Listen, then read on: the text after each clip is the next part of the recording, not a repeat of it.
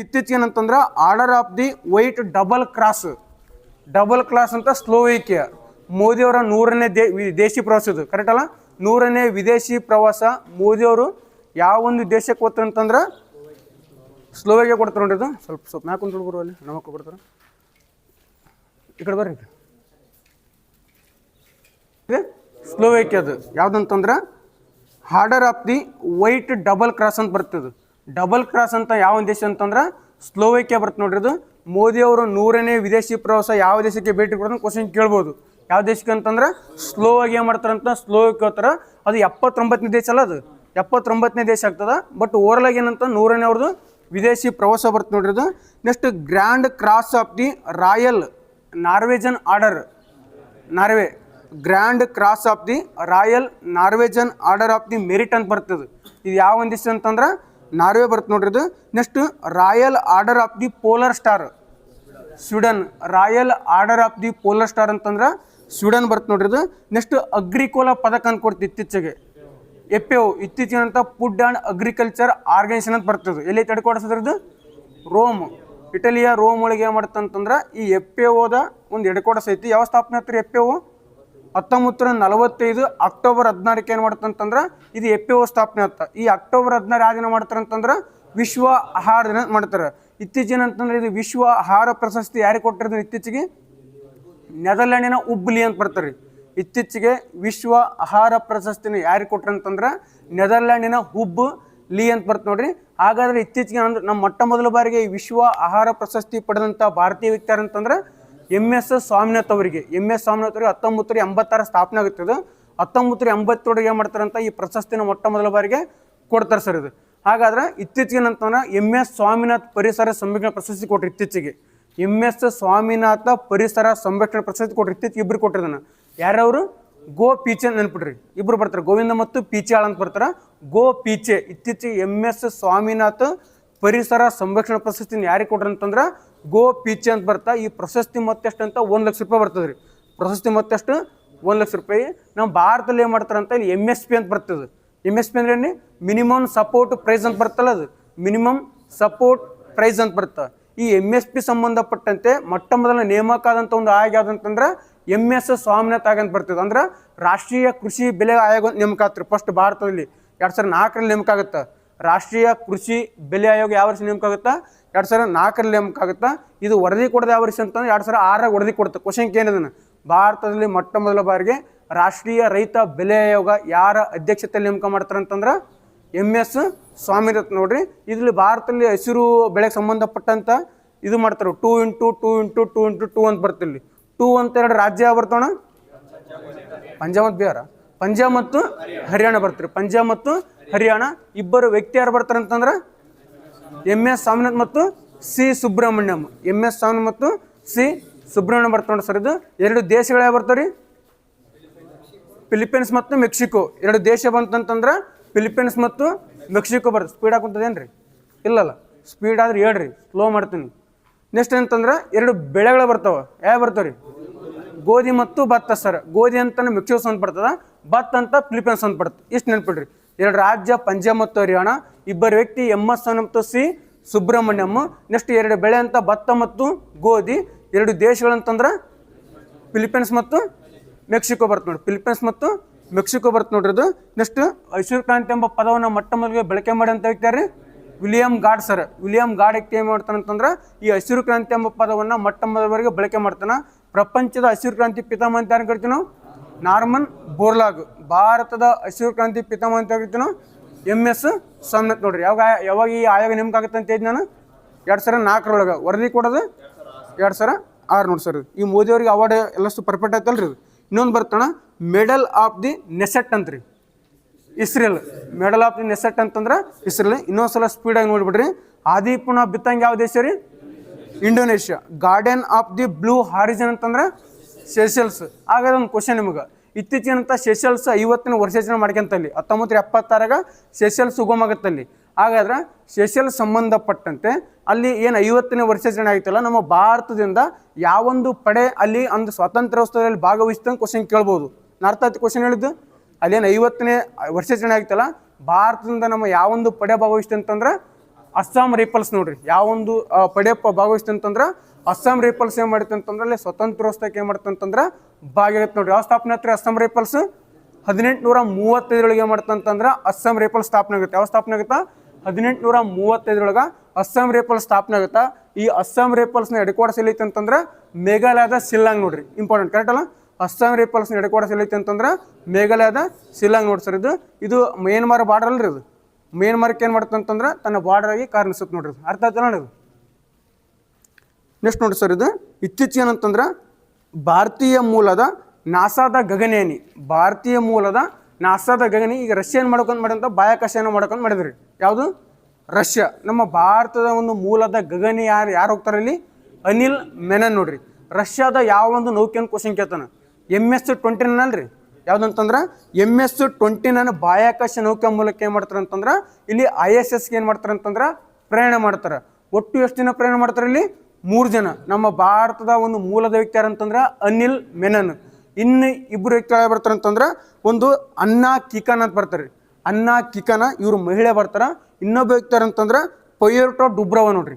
ಇಷ್ಟು ಜನ ನೆನ್ಪಿಟ್ಟಿರ್ತಾನೆ. ಅನಿಲ್ ಮೆನನ್, ಅನ್ನಾ ಕಿಕಾನ, ಪಯೋಟರ್ ಡುಬ್ರವ ಅಂತ ಬರ್ತಾರೆ ನೋಡಿ ಸರ್. ಅರ್ಥ ಆಯ್ತಲ್ಲ? ಇದು ಇದ್ರ ಬಗ್ಗೆ ಸಂಕ್ಷಿಪ್ತವಾಗಿ ಒಳಗೆ ನೋಡೋಣ ಇದ್ರ ಬಗ್ಗೆ. ನೆಕ್ಸ್ಟ್ ಏನಂತಂದ್ರೆ ಭಾರತದ ಮೊದಲ ಜಲಜನಕ ಚಾಲಿತ ರೈಲು ಸಂಬಂಧಪಟ್ಟಂತೆ, ಭಾರತದ ಮೊಟ್ಟ ಮೊದಲ ಜಲಜನಕ ಚಾಲಿತ ರೈಲು ಎಲ್ಲಿಂದಲಿ ಸರ? ಸ್ವಲ್ಪ ಇದ್ರ ಡೇಟ್ ನೆನ್ಪಿಡ್ರಿ. ಆಲ್ಮೋಸ್ಟ್ ಡೇಟ್ ತಪ್ಪು ಕೊಟ್ಟಿರ್ತಾನೆ. ಇದು ಯಾವಂದ ಜುಲೈ 17 ನೋಡ್ರಿ. ಇದು ಯಾವಾಗ ಅಂತಂದ್ರೆ ಇದು ಜುಲೈ 17 ಅಂದ್ರೆ 2026 ಜುಲೈ 17 ಮಾಡ್ತಾರೆ ಅಂತಂದ್ರೆ ಈ ಹೈಡ್ರೋಜನ್ ಟ್ರೈನ್ಗೆ ಏನು ಮಾಡ್ತಾನೆ? ಚಾಲನೆ ಕೊಡ್ತಾರೆ. ಎಲ್ಲಿಂದ ಎಲ್ಲಿಗ್ರಿ ಇದು? ಹರಿಯಾಣದ ಜಿಂದ್ ಟು ಸೋನೆಪತ್ ಸರ್. ಹರಿಯಾಣದ ಜಿಂದ್ ಟು ಸೋನೆಪತ್ ಅಂತ ಬರ್ತಂತ ನೋಡಿ ಸರ್. ಇದು ಆಗ ಜಗತ್ತಿನಲ್ಲಿ ಮೊಟ್ಟ ಮೊದಲ ಬಾರಿಗೆ ಈ ಹೈಡ್ರೋಜನ್ ಟ್ರೈನ್ಗೆ ಚಾಲನೆ ಕೊಟ್ಟಂತ ದೇಶ ಆದ್ರೆ ಜರ್ಮನಿ ಸರ್. ಜಗತ್ತಿನಲ್ಲಿ ಫಸ್ಟ್ ಹೈಡ್ರೋಜನ್ ಟ್ರೈನ್ ಯಾವ ಒಂದು ದೇಶ ಜಾರಿ ಮಾಡ್ತಾ? ಜರ್ಮನಿ. ಏಷ್ಯಾದಲ್ಲಿ ಫಸ್ಟ್ ಯಾವ್ದಂತಂದ್ರೆ ಚೀನಾ ಸರ್. ನೆಕ್ಸ್ಟ್ ನಮ್ಮ ಭಾರತದಲ್ಲಿ ಫಸ್ಟ್ ಎಲ್ಲಿ ಚಾಲನೆ ಕೊಡ್ತಾರೆ ಅಂತಂದ್ರೆ ಹರಿಯಾಣದ ಜಿಂದ್ ಟು ಸೋನೆಪತ್ ಅಂತ ಬರ್ತ ನೋಡಿ ಸರ್. ಇದು ಒಟ್ಟು ಎಷ್ಟು ಕಿಲೋಮೀಟರ್ ಸಾಧ್ಯತೆ ಬರುತ್ತೆ ಅಂತಂದ್ರೆ ಇದ್ರದ್ದು ಫಸ್ಟ್ ಅಂತಲ್ಲಿ 75 ಕಿಲೋಮೀಟರ್ ಚಾಲನೆ ಕೊಡ್ತಲ್ಲ ಸರ್. ಸ್ಟಾರ್ಟ್ ಗರಿಷ್ಠ ಅಂತಂದ್ರೆ 110. ಈ ಚಾಲನೆ ಕೊಟ್ಟಿದ್ದು ಎಷ್ಟು ಅಂತಂದ್ರೆ 75 ನೋಡ್ರಿ. ಗರಿಷ್ಠ ಅಂತಂದ್ರದ್ದು 110 ಕಿಲೋಮೀಟರ್ ಬರ್ತದ. ಪ್ರಸ್ತುತ ಎಷ್ಟು ಈ ಚಾಲನೆ ಕೊಟ್ಟಿದ್ದು ಎಷ್ಟು ಅಂತಂದ್ರೆ 75. ಒಟ್ಟು 10 ಬೋಗಿ ಒಳಗೊಂಡೆ ನೋಡಿ ಸರ್. ಅದು ಇದ್ರ ಬಗ್ಗೆ ಒಳಗಡೆ ನೋಡಮ್ಮ. ನೆಕ್ಸ್ಟ್ ಏನಂತಂದ್ರೆ ಇತ್ತೀಚೆಗೆ ಏನಂತಂದ್ರೆ IIM ಕ್ಯಾಂಪಸ್, ನಮ್ಮ ಬೆಂಗಳೂರಿನ IIM ಕ್ಯಾಂಪಸ್ಸನ್ನು ಎಲ್ಲಿ ಯಾವ ಒಂದು ದೇಶದಲ್ಲಿ ಮಾಡಾಕೊಂತಾರೆ ಅಂತಂದ್ರೆ ಇಂಡೋನೇಷ್ಯಾ ನೋಡಿ ಸರ್. ಇತ್ತೀಚೆಗೆ ಏನಂತಂದ್ರೆ ಇಂಡೋನೇಷ್ಯಾದ ಜಾವಾದಲ್ಲಿ ನಮ್ಮ ಬೆಂಗಳೂರಿನ ಯಾವ್ದು ಕ್ಯಾಂಪಸ್ IIM ಕ್ಯಾಂಪಸ್ ಏನೇನು ಮಾಡಕೊಂತಾರೆ ಅಂತಂದ್ರೆ ಉದ್ಘಾಟನೆ ಮಾಡಕೊಂತಾರೆ ಸರ್. ಇದು ಹಾಗಾದ್ರೆ ಇಂಡೋನೇಷ್ಯಾ ಸಂಬಂಧಪಟ್ಟಂತೆ ನಮ್ಮ EVM ಅಂತ ಬರ್ತಿರಲಿ, ಎಲೆಕ್ಟ್ರಾನಿಕ್ ವೋಟಿಂಗ್ ಮಷಿನ್. ಇತ್ತೀಚೆಗೆ ಭಾರತವು ಯಾವ ದೇಶಕ್ಕೆ EVM ಅನ್ನು ಕಳಿಸಲು ಒಪ್ಪಂದ ಮಾಡ್ಕೊಂಡ ಕ್ವಶನ್ ಏನಂತಂದ್ರೆ ಇಂಡೋನೇಷ್ಯಾ ನೋಡ್ರಿ. ಅಂದ್ರೆ EVM ಅನ್ನ ಯಾವ ದೇಶಕ್ಕೆ ಕಳಿಸಬೇಕಂತ ಭಾರತ ಒಪ್ಪಂದ ಮಾಡ್ಕೊಂತಂದ್ರೆ ಇಂಡೋನೇಷ್ಯಾ ಅಂತ ಬರ್ತ ನೋಡ್ರಿ. EVM ಯಾರು ಕಂಡು ಹಿಡಿತಾರೆ ಇದನ್ನ? ಹನೀಫ್ ಸರ್. 1987 ಏನು ಮಾಡ್ತಾರೆ ಅಂತಂದ್ರೆ ಹನೀಫ್ ಎಂಬ ವ್ಯಕ್ತಿ ಏನು ಮಾಡ್ತಾರೆ ಅಂತಂದ್ರೆ ಈ EVM ಅನ್ನ ಕಂಡು ಹಿಡ್ತಾರೆ. ಈ EVM ಅನ್ನ ಮೊಟ್ಟ ಮೊದಲ ಬಾರಿಗೆ ಎಲ್ಲಿ ಬಳಕೆ ಮಾಡ್ತಾರೆ ಅಂತಂದ್ರೆ ಕೇರಳದ ಉತ್ತರ ಪರೂರಿನ ಎಲೆಕ್ಷನ್ ಏನು ಮಾಡ್ತಾರೆ ಅಂತ ಫಸ್ಟ್ ಬಳಕೆ ಮಾಡ್ತಾರೆ. ಕರೆಕ್ಟ್ ಅಲ್ಲ? ಕೇರಳದ ಉತ್ತರ ಪರೂರಿನಲ್ಲಿ ಏನು ಮಾಡ್ತಾರೆ ಅಂತಂದ್ರೆ ಈ EVM ಅನ್ನ ಬಳಕೆ ಮಾಡ್ತಾರೆ ಸರ್. ಇದು ನೆಕ್ಸ್ಟ್ ಮೊಟ್ಟ ಮೊದಲು ಅಂದ್ರೆ ಎರಡನೇ ರಾಜ್ಯ ಯಾವ್ದಂತಂದ್ರೆ ಗೋವಾ ಅಲ್ಲ ಸರ್. 1999 ಏನು ಮಾಡ್ತಾರೆ ಅಂತಂದ್ರೆ ಈ EVM ಅನ್ನ ಗೋವಾದಲ್ಲಿ ಬಳಕೆ ಮಾಡ್ತಾರೆ. ಈ EVM ಸಂಬಂಧಪಟ್ಟ ಚುನಾವಣೆ ಇಂಕ್ ಹಚ್ತಲ್ಲ ಸರ್, ಅಲ್ಲಿ ಏನು ಬಳಕೆ ಮಾಡ್ತಾರೆ? ಅಲ್ಲಿ ಸಿಲ್ವರ್ ನೈಟ್ರೇಟ್ ಸರ್. ಈ ಸಿಲ್ವರ್ ನೈಟ್ರೇಟ್ ಈ ಚುನಾವಣೆ ಇಂಕ್ ತರಿಸೋ ಕಾರ್ಖಾನೆ ಎಲ್ಲೈತೆ ಅಂತಂದ್ರೆ ನಮ್ಮ ಮೈಸೂರಲ್ಲಿ ಕಂಡು ಬರ್ತದೆ ನೋಡಿ ಸರ್. ಇದು ಹಾಗಾದ್ರೆ ಇತ್ತೀಚೆಗೆ EVM ಅನ್ನು ಯಾವ ದೇಶಕ್ಕೆ ರಫ್ತು ಮಾಡ್ಕೊಂತಾರೆ ಅಂತ ನಾನು ಇಂಡೋನೇಷ್ಯಾ. EVM ಕಂಡು ಹಿಡಿದ್ರೆ ಯಾರಂತ ಇದೆ? ಹನೀಫ್. ಯಾವ ವರ್ಷ? 1980 ಸರ್. ಮೊಟ್ಟ ಮೊದಲ ಬಾರಿ ಎಲ್ಲಿ ಬಳಕೆ ಮಾಡ್ತಾರೆ ಅಂತೇನೆ ಕೇರಳ ನೋಡಿ ಸರ್. ಇದು ಎಲ್ಲ ಲೋಕಸಭೆ ಎಲೆಕ್ಷನಲ್ಲಿ ಬಳಕೆ ಮಾಡಿರೋಂಥ ವರ್ಷ ಅಂತಂದ್ರೆ 2014 ಅಲ್ರಿ. 2014 ನೋಡ್ರಿ. ಅಂದ್ರೆ ಎಲ್ಲ MP ಎಲೆಕ್ಷನಲ್ಲೂ ಈ EVM ಅನ್ನ ಬಳಕೆಯನ್ನು ಮಾಡ್ತಾರಲ್ಲ ಯಾವ ವರ್ಷ ಮಾಡ್ತಾರೆ ಅಂತಂದ್ರೆ 2014 ಏನು ಮಾಡ್ತಾರೆ ಅಂತಂದ್ರೆ ಇದನ್ನ ಬಳಕೆ ಮಾಡ್ತಾರೆ ನೋಡಿ ಸರ್. ಇದು ನೆಕ್ಸ್ಟ್ ಇತ್ತೀಚೆಗೆ ಏನಂತಂದ್ರೆ ಖೇಲೋ ಇಂಡಿಯಾ ಯೂತ್ ಗೇಮ್ಸ್ ಅಂತ ಆಗುತ್ತವ್ರಿ. ಖೇಲೋ ಇಂಡಿಯಾ ಯೂತ್ ಗೇಮ್ಸ್ ಎಲ್ಲಿದೆ ಸರ್? ಆತಿಥ್ಯ. ನೆಕ್ಸ್ಟ್ ಆತಿಥ್ಯ ತೆಲಂಗಾಣ ನೋಡಿ ಸರ್. 2027 ಅಲ್ಲ? 2027 ಖೇಲೋ ಇಂಡಿಯಾ ಯೂತ್ ಗೇಮ್ಸ್ ಎಲ್ಲಿ ಹಿಡಿತು ಅಂತಂದ್ರೆ ತೆಲಂಗಾಣ ನೋಡಿ ಸರ್. ಇದು ಆತಿಥ್ಯ ದಕ್ಷಿಣ ಭಾರತದ 2ನೇ ರಾಜ್ಯದ ರೀ. ದಕ್ಷಿಣ ಭಾರತದ 2ನೇ ರಾಜ್ಯ ಬರ್ತದ. ಆ ದಕ್ಷಿಣ ಭಾರತದ ಮೊಟ್ಟ ಮೊದಲ ರಾಜ್ಯ ಎಲ್ಲಿ ಅಂತ ಆತಿಥ್ಯ ಅಂತಂದ್ರೆ ತಮಿಳ್ನಾಡು ಸರ್. ನೆಕ್ಸ್ಟ್ ಎಲ್ಲಿ ಅಂತಂದ್ರೆ ತೆಲಂಗಾಣ ಬರ್ತದೆ ನೋಡ್ರಿ. ಇದು ಖೇಲೋ ಇಂಡಿಯಾ ಉಪಕ್ರಮ ಅಂತ ಬರ್ತಿದ್ದು. ಇದು ಯಾವ ವರ್ಷ ಬರ್ತಿದ್ದು? ಖೇಲೋ ಇಂಡಿಯಾ ಉಪಕ್ರಮ 2017-18 ಬರ್ತದೆ ನೋಡ್ರಿ. ಖೇಲೋ ಇಂಡಿಯಾ ಉಪಕ್ರಮ ಯಾವ ವರ್ಷ ಬರ್ತದೆ ಅಂತಂದ್ರೆ 2017-18 ಬರ್ತದೆ ನೋಡಿ ಸರ್. ಇದು ಆ ಖೇಲೋ ಇಂಡಿಯಾ ಒಳಗೆ ಸಬ್ ಬರ್ತಲ್ಲ ಸರ್, ಬುಡಕಟ್ಟು ಗಿಡಕಟ್ಟು ಅವ್ನ ಒಳಗಡೆ ಹೇಳ್ತೀನಿ ಎಲ್ಲ ಸುನ. ನೆಕ್ಸ್ಟ್ ಏನಂತಂದ್ರೆ ಇತ್ತೀಚೆಗೆ ಏನಂತಂದ್ರೆ ಗ್ಲೋಬಲ್ ಪಾಸ್ಪೋರ್ಟ್ ಇಂಡೆಕ್ಸ್ ಸಂಬಂಧಪಟ್ಟಂತೆ ಸಂಬಂಧಪಟ್ಟಂತೆ 197 ರಾಷ್ಟ್ರಗಳಲ್ಲಿ ನಮ್ಮ ಭಾರತ ಎಷ್ಟನೇ ಸ್ಥಾನ ಐತಿ ಅಂತಂದ್ರೆ 120ನೇ ಸ್ಥಾನ ಅಲ್ರಿ, 125ನೇ ಸ್ಥಾನ ಬರ್ತದೆ ನೋಡ್ರಿ. ಹಾಗಾದ್ರೆ ಎನ್ಲಿ ಪಾಸ್ಪೋರ್ಟ್ ಎಷ್ಟೈತೆ ನೋಡಿ ಭಾರತ ಪ್ರಸ್ತುತ 80 ಐತಿ ನೋಡ್ರಿ. ಪ್ರಸ್ತುತ 80 ಐತಿ ಸರಿ, 80 ಇರ್ಬೇಕು ನೋಡ್ರಿ ಒಂದ್ಸಲ. ಪ್ರಸ್ತುತ ಎನ್ಲಿ ಪಾಸ್ಪೋರ್ಟ್ಗಳು ಸೂಚ್ಯಾಂಕ ಒಳಗೆ ಪ್ರತಿ ವರ್ಷ 3 ಸಲ ಹಾಕ್ಸಲ ಬಿಡ ಆಗ್ತದೆ. ಇದು 80ನೇ ಸ್ಥಾನ ಏನೈತಿ ಅಂತಂದ್ರೆ ಎನ್ಲಿ ಪಾಸ್ಪೋರ್ಟ್ ಐತಿ ನೋಡಿ ಸರ್ ಇದು. ನೆಕ್ಸ್ಟ್ ಪತ್ರಿಕಾ ಸೂಚ್ಯಾಂಕ ಭಾರತ 157. ಪತ್ರಿಕಾ ಸೂಚ್ಯಾಂಕದಲ್ಲಿ ಭಾರತ ಅಂತಂದ್ರೆ 157ನೇ ಸ್ಥಾನ. ಅರಣ್ಯದಲ್ಲಿ ಭಾರತ ಸ್ಥಾನ 9. ಅರಣ್ಯದೊಳಗೆ ಭಾರತ ಎಷ್ಟು ಸ್ಥಾನ ಐತಿ? 9ನೇ ಸ್ಥಾನ ಐತಿ. ಎನ್ಲಿ ಪಾಸ್ಪೋರ್ಟ್ ಎಷ್ಟು ಐತಿ ಈಗ? 81 ಐತಿ ಅಂತ ನೋಡ್ರಿ. ಎನ್ಲಿ ಪಾಸ್ಪೋರ್ಟ್ ಎಷ್ಟು ಐತಿ ಅಂತಂದ್ರೆ 81. ಅರಣ್ಯ ಎಷ್ಟು ಹೇಳಿದೆ ನಾನು? 9 ಸರ. ನೆಕ್ಸ್ಟ್ ವಿಶ್ವ ಹವಾಮಾನ ಸೂಚ್ಯಾಂಕದೊಳಗೆ ಭಾರತ 23. ವಿಶ್ವ ಹವಾಮಾನ ಸೂಚ್ಯಾಂಕ ಎಷ್ಟು ಸ್ಥಾನ ಐತಿ ಅಂತಂದ್ರೆ 23. ಜಗತ್ತಿನ ಕಲುಷಿತ ನಗರಗಳಲ್ಲಿ ಭಾರತ ಎಷ್ಟು ಸ್ಥಾನ ಐತಿ? ಕಲುಷಿತ ನಗರ ಒಳಗೆ 6ನೇ ಸ್ಥಾನ ಐತಿ ನೋಡ್ರಿ. ಜಗತ್ತಿನೊಳಗೆ ಕಲುಷಿತ ಏನಿದು ವಾತಾವರಣ ಬರ್ತಲ್ಲ ಸರ್, ಕಲುಷಿತ ವಾತಾವರಣದೊಳಗೆ ನಮ್ಮ ಭಾರತ ಎಷ್ಟನೇ ಸ್ಥಾನ ಐತಿ ಅಂತಂದ್ರೆ 6ನೇ ಸ್ಥಾನ ಐತಿ ನೋಡಿ ಸರ್ ಇದು. ಭ್ರಷ್ಟಾಚಾರ ಸೂಚ್ಯಾಂಕದೊಳಗೆ 91. ಕರೆಕ್ಟ್ ಅಲ್ಲ? ಭಾರತ ಭ್ರಷ್ಟಾಚಾರ ಸೂಚ್ಯಾಂಕದೊಳಗೆ 91ನೇ ಸ್ಥಾನ ಐತಿ. ಹಾಗಾದ್ರೆ ಭ್ರಷ್ಟಾಚಾರ ಸೂಚ್ಯಾಂಕದೊಳಗೆ ಯಾವ ರಾಜ್ಯ ಫಸ್ಟ್ ಐತ್ರಿ? ಮಹಾರಾಷ್ಟ್ರ. ಮಹಾರಾಷ್ಟ್ರ ಆದಮೇಲೆ ತಮಿಳ್ನಾಡು. ತಮಿಳ್ನಾಡು ಆದಮೇಲೆ ಕರ್ನಾಟಕ ಸರ್. ಮಹಾರಾಷ್ಟ್ರ, ತಮಿಳ್ನಾಡು, ಕರ್ನಾಟಕ ಸರ್. ಹಾಗಾದ್ರೆ ಸೈಬರ್ ಅಪರಾಧದಲ್ಲಿ ಯಾವ ಒಂದು ರಾಜ್ಯ ಫಸ್ಟ್ ಐತ್ರಿ? ಸೈಬರ್ ಅಪರಾಧ ಕರ್ನಾಟಕ ಅಲ್ರಿ. ಸೈಬರ್ ಅಪರಾಧ ಒಳಗೆ ಫಸ್ಟ್ ಐತಿ ಅಂತಂದ್ರೆ ಕರ್ನಾಟಕ ಅಂತ ಬರ್ತ ನೋಡಿ ಸರ. ಇವನ್ನೆಲ್ಲ ವರದಿ ಕೊಡೋರು ಯಾರು ಕೊಡ್ತಾರೆ ಅಂತಂದ್ರೆ NCRB ಅಂತ ಬರ್ತಿರಲಿ, ನ್ಯಾಷನಲ್ ಕ್ರೈಮ್ ರೆಕಾರ್ಡ್ ಬ್ಯೂರೋ ಅಂತ ಬರ್ತದೆ. NCRB national crime record bureau ಅಂತ ಬರ್ತಾ. ಇದು NCRB ಯಾವ ಸ್ಥಾಪನೆ ಆಗುತ್ತೆ ಅಂತಂದ್ರೆ 1986 ಸ್ಥಾಪನೆ ಆಗ್ತದೆ. 1986 ನ್ಯಾಷನಲ್ ಕ್ರೈಮ್ ರೆಕಾರ್ಡ್ ಬ್ಯೂರೋ ಸ್ಥಾಪನೆ ಆಗ್ತಾ. ಈ NCRB ಹೆಡ್ ಕ್ವಾರ್ಟರ್ಸ್ ಎಲ್ಲೈತಿ ಅಂತಂದ್ರೆ ದೆಹಲಿ ಐತಿ. ಯಾವ ಸಚಿವಾಲಯ ಬರ್ತದೆ ಅಂತಂದ್ರೆ ಗೃಹ ಸಚಿವಾಲಯ ಬರ್ತದೆ ನೋಡಿ ಸರ್. ಆಗ ಇತ್ತೀಚೆಗೆ ಸೈಬರ್ ಸಂಬಂಧಪಟ್ಟಂತೆ 0 FIR ಅಂತ ಮಾಡಿದ್ರು. ಇತ್ತೀಚೆಗೆ 0 FIR ಅಂತ ಮಾಡಿದ್ರು. 0 FIR ಏನಣ್ಣ? 0 FIR ಅಂತಂದ್ರೆ ಎಲ್ಲಿ ಬೇಕಾದ್ರೆ ಸೈಬರ್ ಮಾಡ್ಬೋದಾ? ಕಂಪ್ಲೇಂಟ್ ಕೊಡ್ಬೋದು. ಅಂದ್ರೆ ಏನಂತಂದ್ರೆ ಮೊದಲೆಲ್ಲ ಯಾವ ಥರ ಇತ್ತಂತಂದ್ರೆ ನಮಗಿಲ್ಲಿ ಸೈಬರ್ ಅಪರಾಧ ಆಗ್ಯದ ಅಂತಂತಂದ್ರೆ ಆ ವ್ಯಾಪ್ತಿಗೆ ಬರ್ತಕ್ಕಂಥ ಠಾಣೆಗಳಲ್ಲಿ ಮಾತ್ರ ನಾವು ಕೇಸ್ ಕೊಡ್ಬೋದಿತ್ತು. ಬಟ್ ಇವಾಗ ಯಾವ ಥರ ಅಂತ ಸೈಬರ್ ಅಪರಾಧ ಯಾವ ಒಂದು ಮೂಲೆಯಾಗಲೇ ಆಗಲಿ ನಾವೇನಂತ ಎಲ್ಲಿ ಬೇಕಾದ್ರೆ ಅಂತ ಕಂಪ್ಲೇಂಟನ್ನ ಕೊಡ್ಬೋದು. ಅದಕ್ಕೆ ಏನು ಕರಿತೀರಿ ಅಂತಂದ್ರೆ 0 FIR ಅಂತ ಬರ್ತ ನೋಡಿ ಸರ. ಆಗ ಸೈಬರ್ ಹೆಲ್ಪ್ಲೈನ್ ಯಾವ್ದು ರೀ? 1930 ಸರ್. ಸೈಬರ್ ಹೆಲ್ಪ್ಲೈನ್ ಯಾವ್ದು ಅಂತಂದ್ರೆ 1930 ಬರ್ತ ನೋಡಿ ಸರ್ ಇದು. ಇದು ಮಾನಸಿಕ ಇರ್ತಲ್ರಿ, ಅವ್ರ ಹೆಲ್ಪ್ಲೈನ್ ಯಾವ್ದು ರೀ? 14416 ನೋಡ್ರಿ. ಮಾನಸಿಕ ಇರ್ತಲ್ರ ಅವರು ಹೆಲ್ಪ್ಲೈನ್ ಯಾವ್ದು ಅಂತಂದ್ರೆ 14416 ಅಂತ ಬರ್ತ ನೋಡ್ರಿ. ಹಾಗಾದ್ರೆ ಮಾತೃ ವಂದನ ಯೋಜನೆ ಅಂತ ಬರ್ತಲ್ರಿ, ಪ್ರಧಾನಮಂತ್ರಿ ಮಾತೃ ವಂದನ ಯೋಜನೆ. ಇದಕ್ಕೊಂದು ಹೆಲ್ಪ್ಲೈನ್ ಯಾವ್ದು ಮಾಡ್ಯಾರ ಅಂತ ಇತ್ತೀಚೆಗೆ ಅಂತಂದ್ರೆ 1515 ನೋಡ್ರಿ. ಪ್ರಧಾನಮಂತ್ರಿ ಮಾತೃ ವಂದನ ಯೋಜನೆಗೆ ಬಂದಂಥ ಒಂದು ಹೆಲ್ಪ್ಲೈನ್ ಯಾವ್ದು ಅಂತಂದ್ರೆ 1515 ಬರ್ತ ನೋಡ್ರಿ. ಹಾಗಾಗಿ ನಮ್ಮ ಭಾರತದಲ್ಲಿ ಜನಗಣತಿ ಮಾಡ್ಕೊಂಡು ಮಾಡ್ಯಾರ. ಈಗ 2026-27 ಏನು ಮಾಡ್ಯಾರ ಅಂತಂದ್ರೆ ಭಾರತದಲ್ಲಿ ಜನಗಣತಿ ಮಾಡ್ಕೊಂತ ಮಾಡ್ಯಾರ. ಹಾಗಾದ್ರೆ ಜನಗಣತಿ ಹೆಲ್ಪ್ಲೈನ್ ಯಾವ್ದು ರೀ? 1855 ನೋಡ್ರಿ. ಯಾವ್ದು ಸಂತಾಲರದ ಹೆಂಗೆ ಆಗುತ್ತಲ್ರಿ 1855 ಸಿದ್ದೂರ್ಮ ಮತ್ತು ಕುನ್ನೂರ್ಮ. ಅಂದ್ರೆ ಭಾರತದಲ್ಲಿ ಒಂದು ಜನಗಣತಿಯ ಹೆಲ್ಪ್ಲೈನ್ ಯಾವ್ದಂತಂದ್ರೆ 1855 ಬರ್ತ ನೋಡಿ ಸರ್ ಇದು. ಜನಗಣತಿಯ ರಾಯಭಾರಿ ಇತ್ತೀಚೆಗೆ ಸುದರ್ಶನ್ ಪಟ್ನಾಯಕ್ ಸರ್.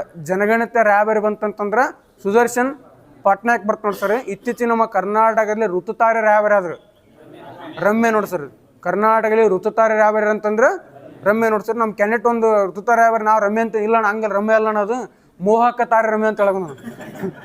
ಯಾರಂತಂದ್ರೆ ರಮ್ಯ ನೋಡಿ ಸರ್ ಇದು. ಇತ್ತೀಚೆಗೆ ಏನಂತ ನಮ್ಮ ಕರ್ನಾಟಕದಲ್ಲಿ ಮುಟ್ಟಿನ ರಜೆ ಸಂಬಂಧಪಟ್ಟಂಥ ರಾಯಭಾರಿ ಸಪ್ತಮಿ ಗೌಡ. ಮುಟ್ಟಿನ ರಜೆ ಸಂಬಂಧಪಟ್ಟಂಥ ರಾಯಭಾರಿ ಅಂತಂದ್ರೆ ಸಪ್ತಮಿ ಗೌಡ ಬರ್ತ ನೋಡಿ. ನೀರಿದ್ದರೆ ನಾಳೆ ರಾಯಭಾರಿ ವಶಿಷ್ಠ ಸಿಂಹ ಸರ್. ನೀರಿದ್ದರೆ ನಾಳೆ ರಾಯಭಾರಿ ವಶಿಷ್ಠ ಸಿಂಹ. ಹಾಗಾದ್ರೆ ಇತ್ತೀಚೆಗೆ ಕರ್ನಾಟಕದ ಹವಾಮಾನ ರಾಯಭಾರಿ ಉಪೇಂದ್ರ ತ್ರಿಪಾಠಿ ಅಲ್ಲ, ಉಪೇಂದ್ರ ತ್ರಿಪಾಠಿ ನೋಡು, ಸಾಕಷ್ಟು ಗೊತ್ತಿದ್ರೆ. ಇತ್ತೀಚೆಗೆ ಏನಂತಂದ್ರೆ ಕರ್ನಾಟಕದ ಹವಾಮಾನ ರಾಯಭಾರಿಗೆ ಇತ್ತೀಚೆಗೆ ಯಾರು ನೇಮಕ ಅಂತಂದ್ರೆ ಉಪೇಂದ್ರ ತ್ರಿಪಾಠಿ ಅವ್ರು ನೇಮಕ ನೋಡಿ ಸರ್ ಇದು. ಕರ್ನಾಟಕ ಅರಣ್ಯ ಇಲಾಖೆ ರಾಯಭಾರಿ ಅನಿಲ್ ಕುಂಬ್ಳೆ ಸರ್. ಅನಿಲ್ ಕುಂಬ್ಳೆ ಬರ್ತ ನೋಡಿ ಸರ್. ಭೀಮ್ UPA ರಾಯಭಾರಿ MS ಧೋನಿ ಬರ್ತ ನೋಡಿ ಸರ್ ಇದು. ಮೈಸೂರು ಸ್ಯಾಂಡಲ್ ಸೋಪು ತಮ್ಮಣ್ಣ ಬಾಟೆ ಬರ್ತ ನೋಡಿ ಸರ್ ಇದು. ರಸ್ತೆ ಸುರಕ್ಷಿತ ರಾಯಭಾರಿ ಸಚಿನ್ ತೆಂಡೂಲ್ಕರ್ ನೋಡಿ ಸರ್. ರಸ್ತೆ ಸುರಕ್ಷಿತ ರಾಯಭಾರಿ ಅಂತಂದ್ರೆ ಸಚಿನ್ ತೆಂಡೂಲ್ಕರ್. ಮತ್ತೆ ಯಾವ್ದಾರು ನಂದಿನಿ ಬೆಮೂಲ್ ಕಂಪ್ನಿ ಕೊಡಿ. ಬೆಮೂಲ್ ಕಂಪ್ನಿ ಯಾರು ಅಂತಂದ್ರೆ ಸುಧಾರಾಣಿ ನೋಡಿ ಸರ್. ಯಾರಂತಂದ್ರೆ ಸುಧಾರಾಣಿ ಬರುತ್ತೆ ನೋಡಿ ಸರ್. ಇದು ಅರ್ಥ ಆಯ್ತಲ್ಲ ಸರ್? ಇಷ್ಟು ಇದು ಸ್ಪೀಡ್ ಹಾಕುಂತ್ರೆ ಹೇಳ್ರಣ. ನಾನು ಯಾಕಂತ ಸ್ಪೀಡ್ ಭಾಳ ಹೋಗ್ತಿರ್ತೀನಿ. ಸ್ಲೋ ಅಣ್ಣ ಸ್ಲೋ ಅಂತ ಸ್ಲೋ ಆಗ್ತಿರ್ತೀನಿ.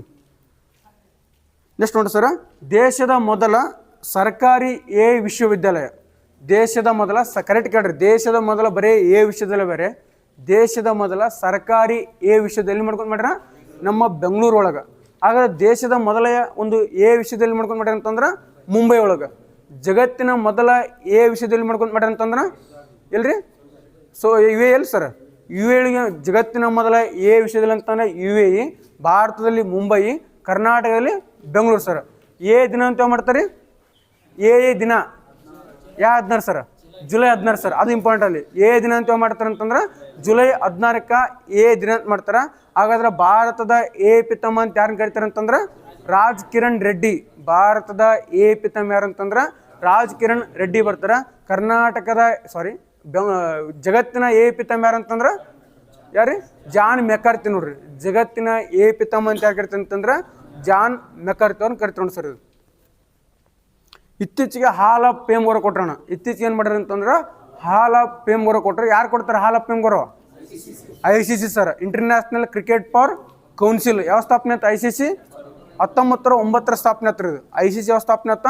1909 ಮಾಡ್ತಂತಂದ್ರೆ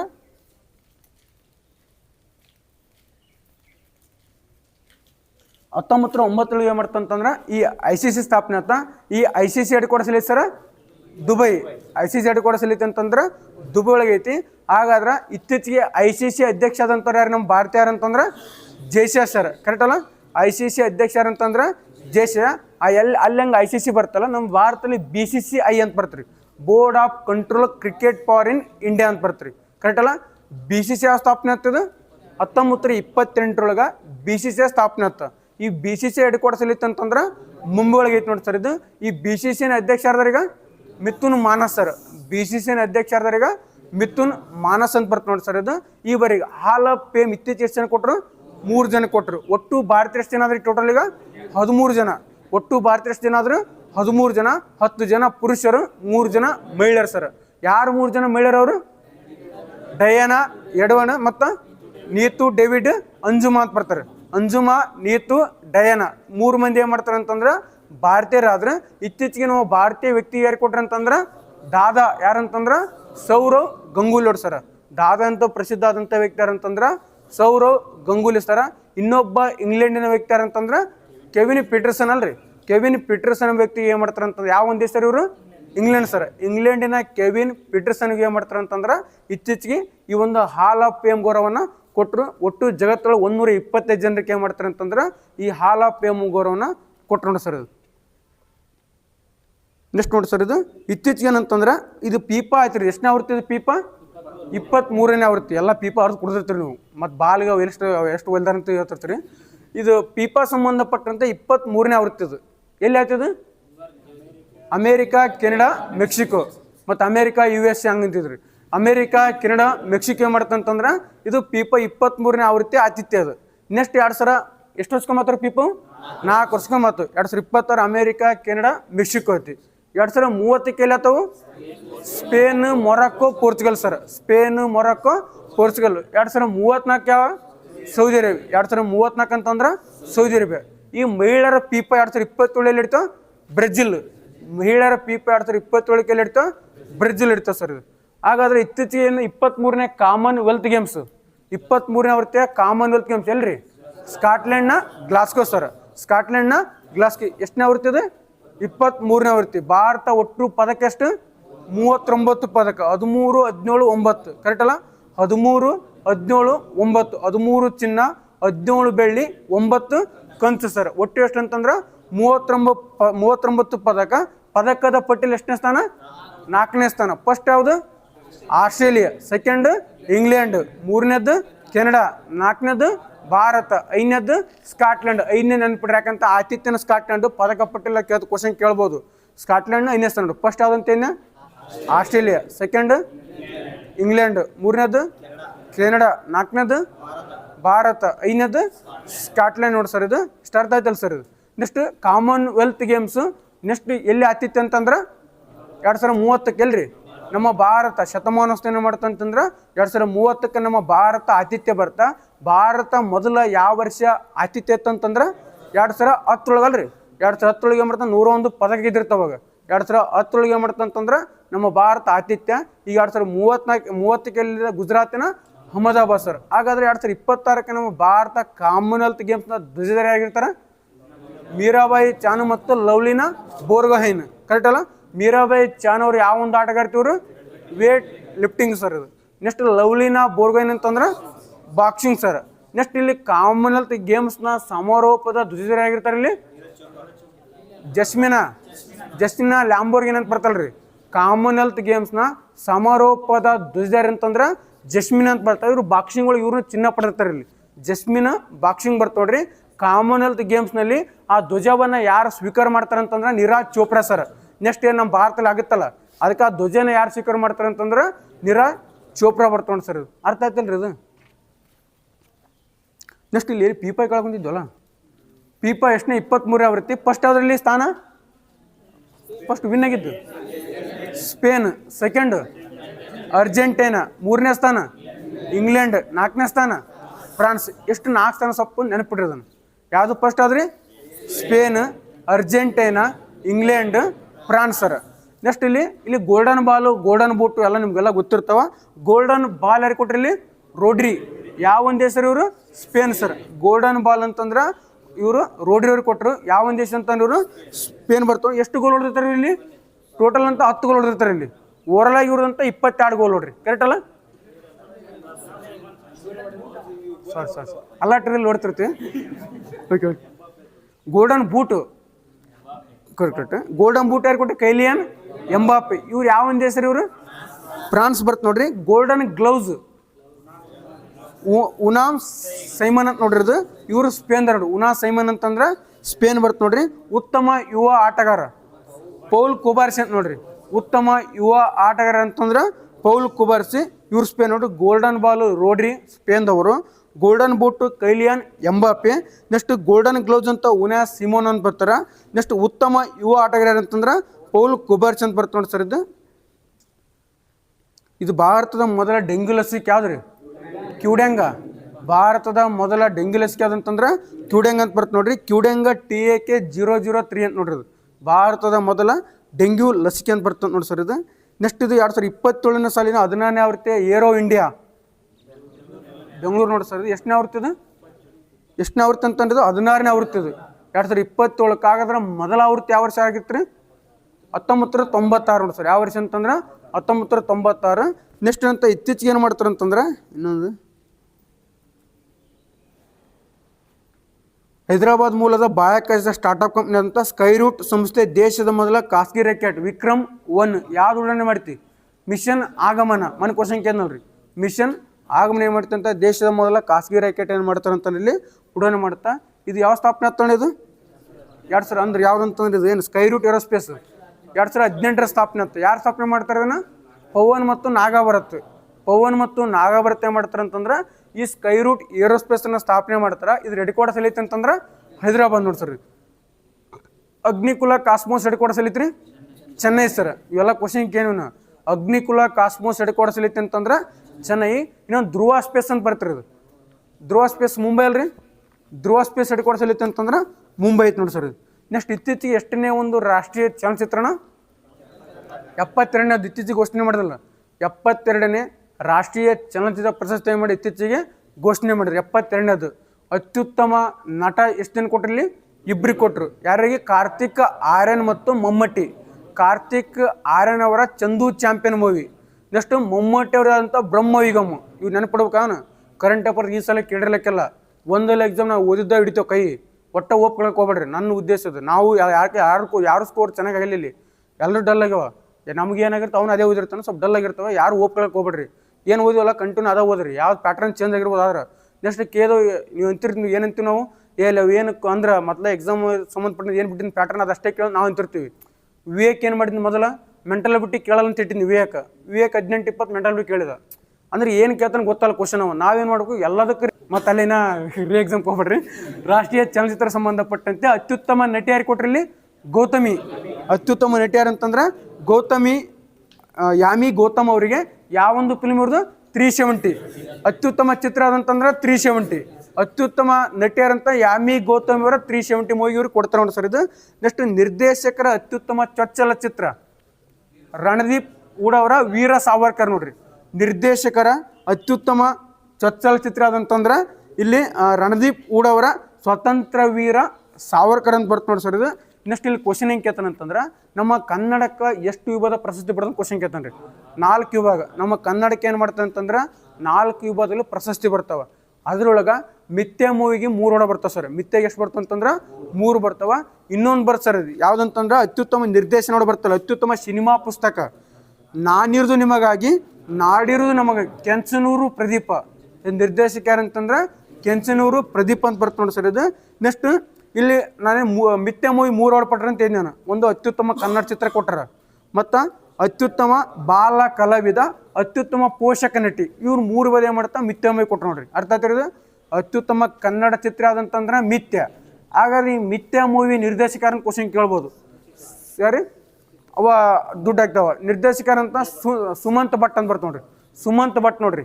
ಈ ಮಿಥ್ಯೆ ಮೂವಿಯ ನಿರ್ದೇಶಕರಂತ ಕ್ವಶನ್ ಏನಂತಂದ್ರೆ ಸುಮಂತ್ ಭಟ್ ಅಂತ ಬರ್ತ ನೋಡ್ರಿ ಸರ್ ಇದು. ನೆಕ್ಸ್ಟ್ ಅತ್ಯುತ್ತಮ ಬಾಲ ಕಲಾವಿದರಲ್ಲಿ ಆತಿಶ್ ಶೆಟ್ಟಿ ನೋಡ್ರಿ.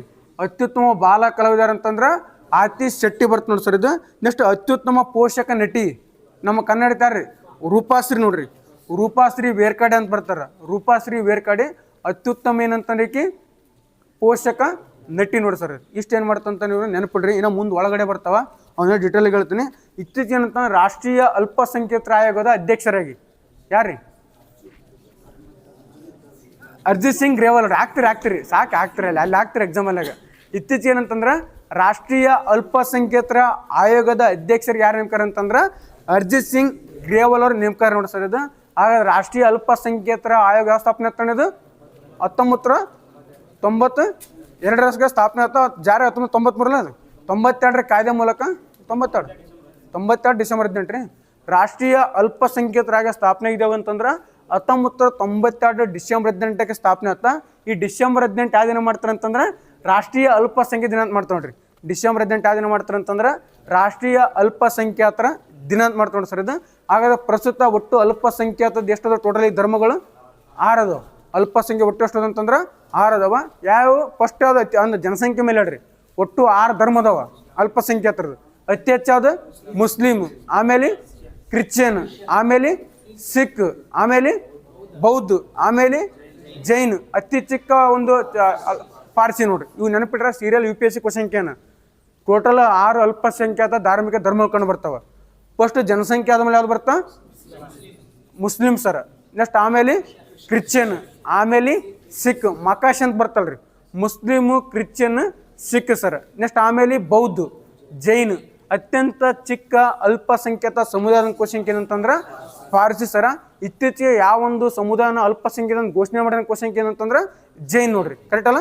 ಇತ್ತೀಚೆಗೆ ಘೋಷಣೆ ಮಾಡಿ 2014 ಏನು ಮಾಡ್ತಾರೆ ಅಂತಂದ್ರೆ ಜೈನ್ ಧರ್ಮವನ್ನು ಅಲ್ಪಸಂಖ್ಯಾತ ಸಮುದಾಯ ಅಂತ ಘೋಷಣೆ ಮಾಡ್ತಾರೆ ಸರ್ ಇದು. ನೆಕ್ಸ್ಟ್ ಫೆಡರಲ್ ಬ್ಯಾಂಕ್ನ ಆರ್ಥಿಕ ಕಾರ್ಯಪಡೆಗೆ RBIನ ಮಾಜಿ ಗವರ್ನರ್ ಯಾರ್ತ ರಘುರಾಮ್ ರಾಜನ್ ಸೇರಿ 3 ಭಾರತೀಯರು ಹಾಕ್ಯಾರ ನೋಡ್ರಿ. ಇಂದು ನಾವು ಒಂದು ಹೇಳಿದ್ ನಿಮಗೆ, ಅಮೆರಿಕದ ಫೆಡರಲ್ ಬ್ಯಾಂಕ್ನ ಒಬ್ಬ ಅಧ್ಯಕ್ಷರು ಯಾರು ನೇಮಕಾರ? ಕೆವಿನ್ ಮಾರ್ಷ್ ಅವ್ರು ನೇಮಕಾರ ಅಂತ ಇದೆ. ಕೆವಿನ್ ಮಾರ್ಷ್ ಅವರು ಈ ಅಮೆರಿಕದ ಫೆಡರಲ್ ಬ್ಯಾಂಕ್ನ ಅಧ್ಯಕ್ಷರು ನೇಮಕಾರ ಅಂತ ಇದೆ. ಇದಕ್ಕೆ ಏನು ಮಾಡ್ತಾರಂತ ನಮ್ಮ ಭಾರತೀಯ ರಘುರಾಮ್ ಅವರು ಸೇರಿ ಏನು ಮಾಡ್ತಾರೆ ಅಂತಂದ್ರೆ 3 ಜನಗಳು ಆಯ್ಕೆಯಾಗಿ ನೋಡಿ ಸರ್ ಇದು. ನೆಕ್ಸ್ಟ್ ಒಂದು ರಾಷ್ಟ್ರ ಒಂದು ಚುನಾವಣೆ. ಒಂದು ರಾಷ್ಟ್ರ ಒಂದು ಚುನಾವಣೆ ಜಂಟಿ ಸದನ ಸಮಿತಿ ಸಂಬಂಧಪಟ್ಟಂತೆ ಯಾರ ಅಧ್ಯಕ್ಷತೆ? PP Chaudhary sir. ಒಂದು ರಾಷ್ಟ್ರ ಒಂದು ಚುನಾವಣೆ ಸಂಬಂಧಪಟ್ಟಂತೆ ಒಂದು ಜಂಟಿ ಸದನ ಅಧ್ಯಕ್ಷತೆ ಯಾರ ನೇತೃತ್ವದಲ್ಲಿ ನೇಮಕ ಆಗ್ಯದ? PP ಚೌಧರಿ. ಎಷ್ಟು ಸದಸ್ಯರು ಅಂತಂದ್ರೆ 41 ಜನ ಸದಸ್ಯರು ನೋಡ್ರಿ. PP ಚೌಧರಿ ಅಧ್ಯಕ್ಷತೆಯಲ್ಲಿ 41 ಜನ ಸದಸ್ಯರು ಕಂಡು ಬರ್ತಾರೆ. ಇದು ಎಷ್ಟನೇ ತಿದ್ದುಪಡಿ ಆಗುತ್ತೆ ಅನ್ನೋದು? 107 ತಿದ್ದುಪಡಿ ಆಗುತ್ತದೆ. ಕರೆಕ್ಟ್ ಅಲ್ಲ? ಒಂದು ರಾಷ್ಟ್ರ ಒಂದು ಚುನಾವಣೆ ಸಂಬಂಧಪಟ್ಟಂತೆ 107ನೇ ತಿದ್ದುಪಡಿ. ಎಷ್ಟನೇ ಮಸೂದೆ ಅದು? 129ನೇ ಮಸೂದೆ ಇದು. 107ನೇ ತಿದ್ದುಪಡಿ 129ನೇ ಮಸೂದೆ ಕಂಡು ಬರ್ತ ನೋಡಿ ಸರ್. 129ನೇ ಮಸೂದೆ ಕಂಡು ಬರ್ತ ನೋಡ್ರಿ.